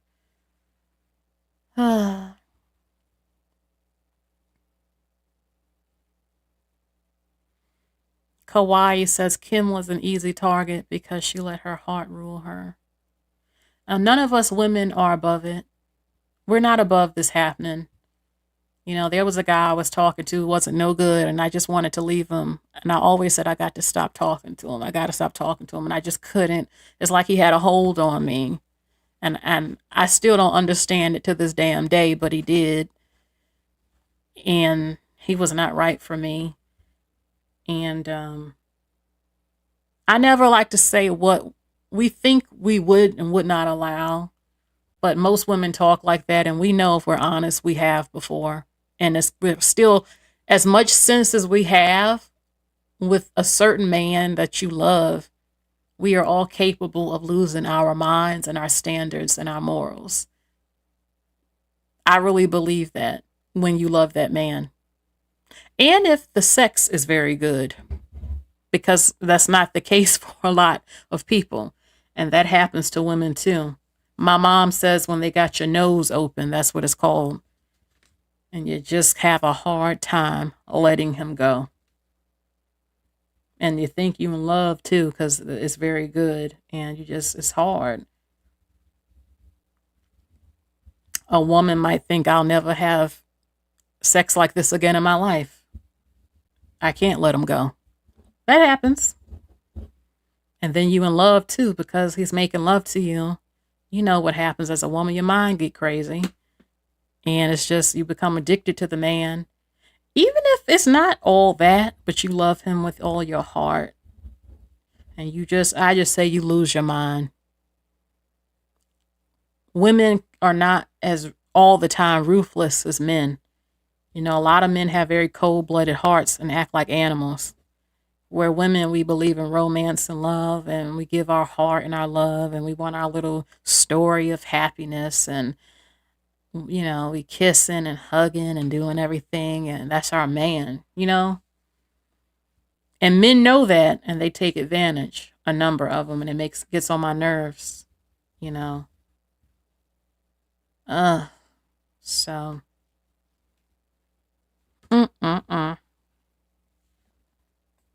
Hold on. Let me see. Okay. So. Damn. Goodness Rated View says, addicted to the butt whoopings? No, thank you. I'm out. Yeah. I don't think I could stay with a man beating me all the time.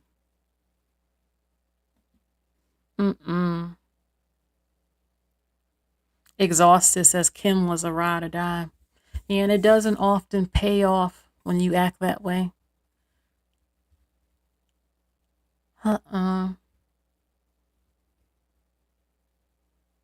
So I guess that's it. Nobody called in. So I've been live for 2 hours. This was a good live. Again, I support Cassie with her telling the truth, her truth of what happened, even though it didn't go to trial. She told it in those documents in that lawsuit. And it's horrible what that man did to her.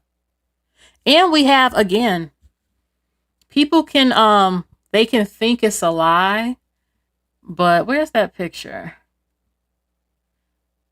People can think it's a lie, but when you got pictures online that kind of back this up, that she got her ass kicked, what can you really say? Seriously. Chicky Chick says, stop falling in love with demons. Lord. You know. So, this picture was from years ago. Around the time, you know, they say that she got beat up and everything. That's just one of many ass kickings she got. It's horrible. Oh, my God.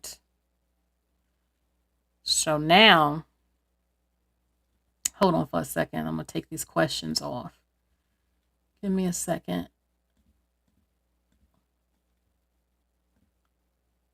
Yep. I'm looking. Oh, I got one more call.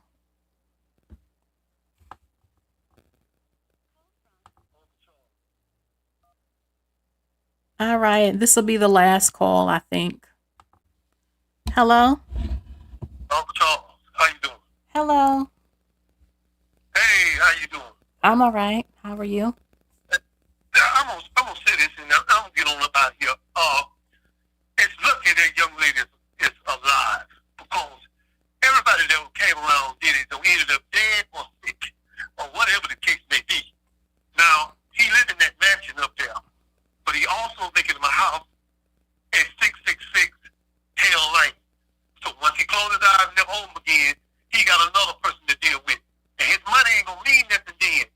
So in his mind, he think he's gonna keep on rolling. But just keep rolling then. I think the young lady told the truth. Because if it had been my daughter, I'll be eating what he eat. Everywhere he sleep, I'm gonna sleep. Everywhere he go, I go. And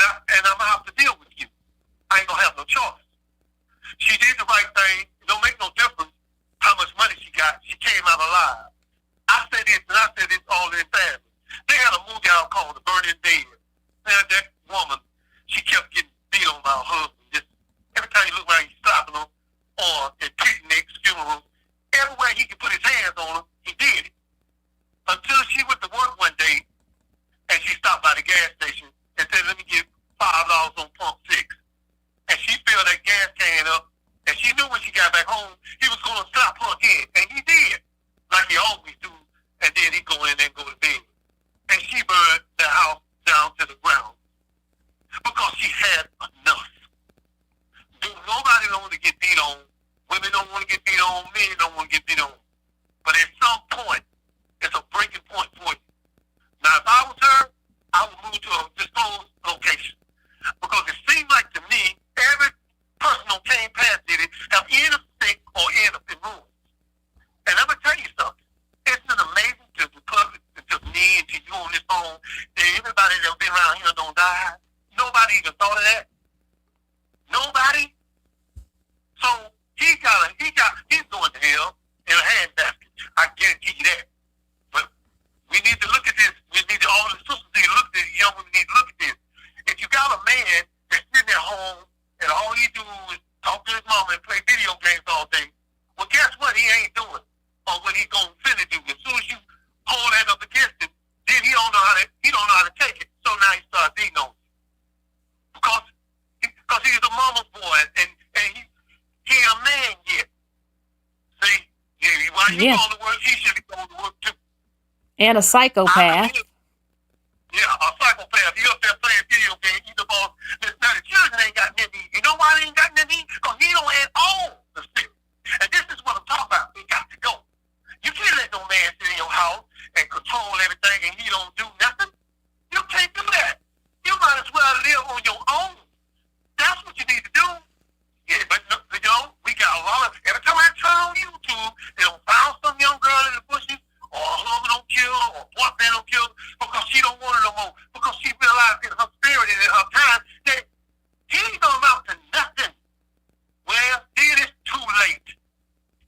And I want some women, even though if you got children with him, and you don't find a new man, don't be going back and forth between these two men. Then you lay up with him. Now you lay with him because, oh, that's our children. No, you got boundaries now. You're not winning no more. It's a boundary. If we ain't talking about these children, get off the phone.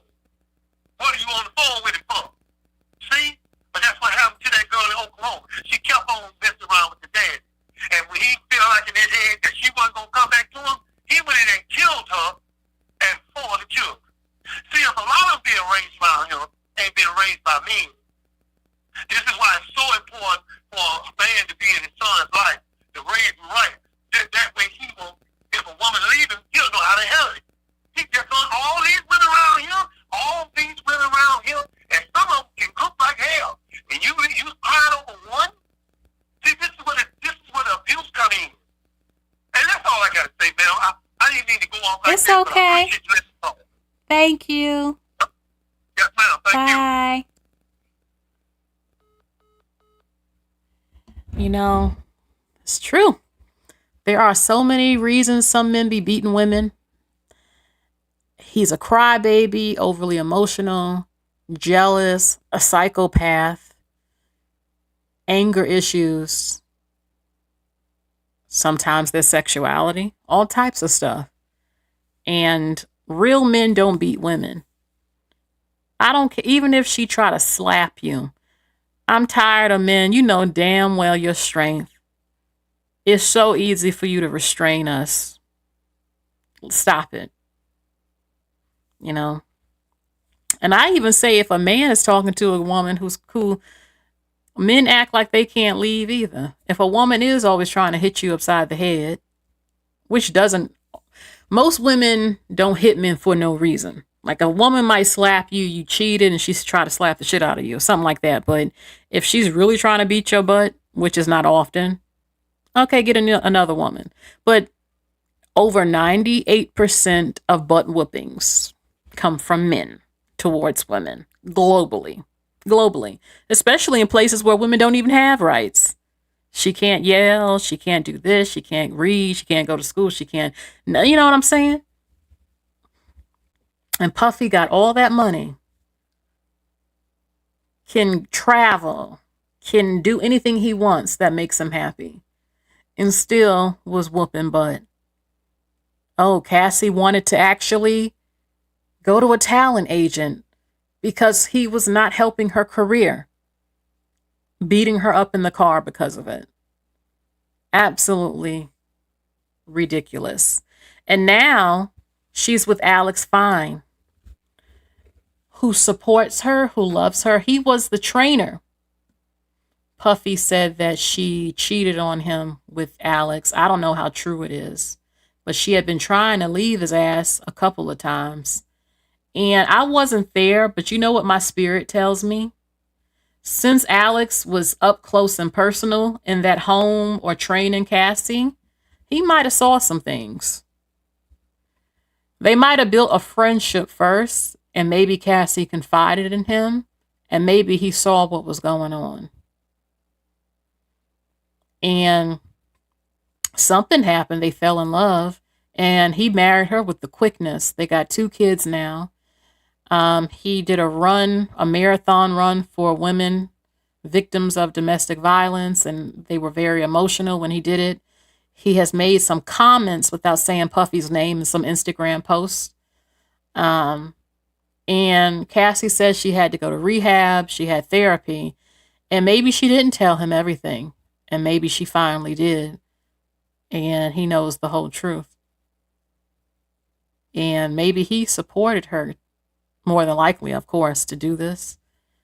And some say that now that they've settled the lawsuit, she probably might have signed an NDA that she cannot speak about Puff Daddy for the rest of her life.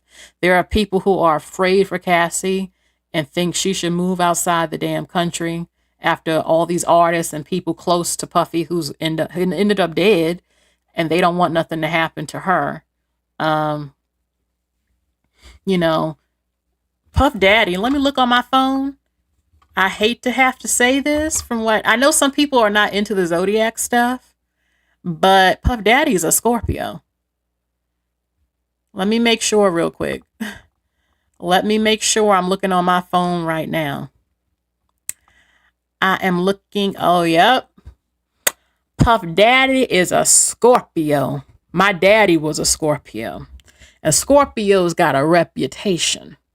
And I told y'all this just the other night. I love my dad, but I'm going to tell you the damn truth. Scorpios are very secretive. And Scorpios hold a grudge like nobody else. They go to the grave pissed the fuck off with people. They're vengeful if they can get vengeance. And they not going to the grave not talking about what happened. So Cassie is a lifelong enemy because he's a Scorpio, and that's how they roll. When you cross them in their mind, even if they are wrong, in their mind, you're wrong.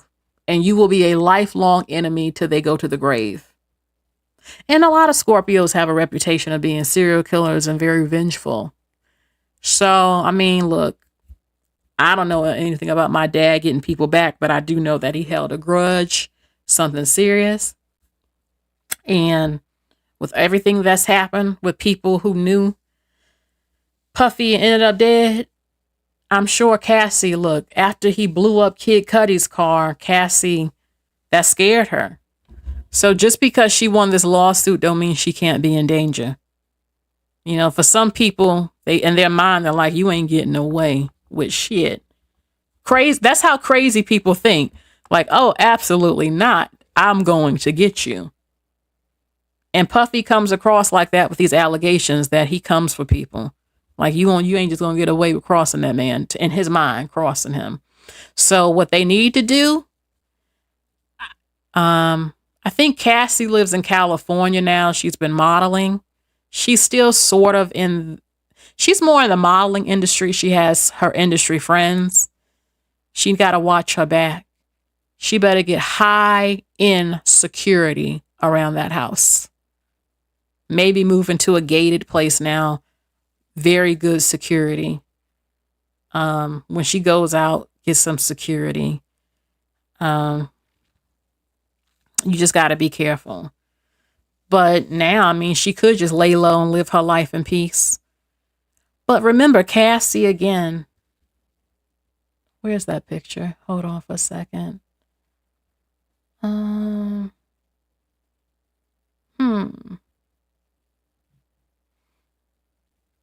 Can't really find that picture. I don't know though. I don't know if she still has a desire to do modeling.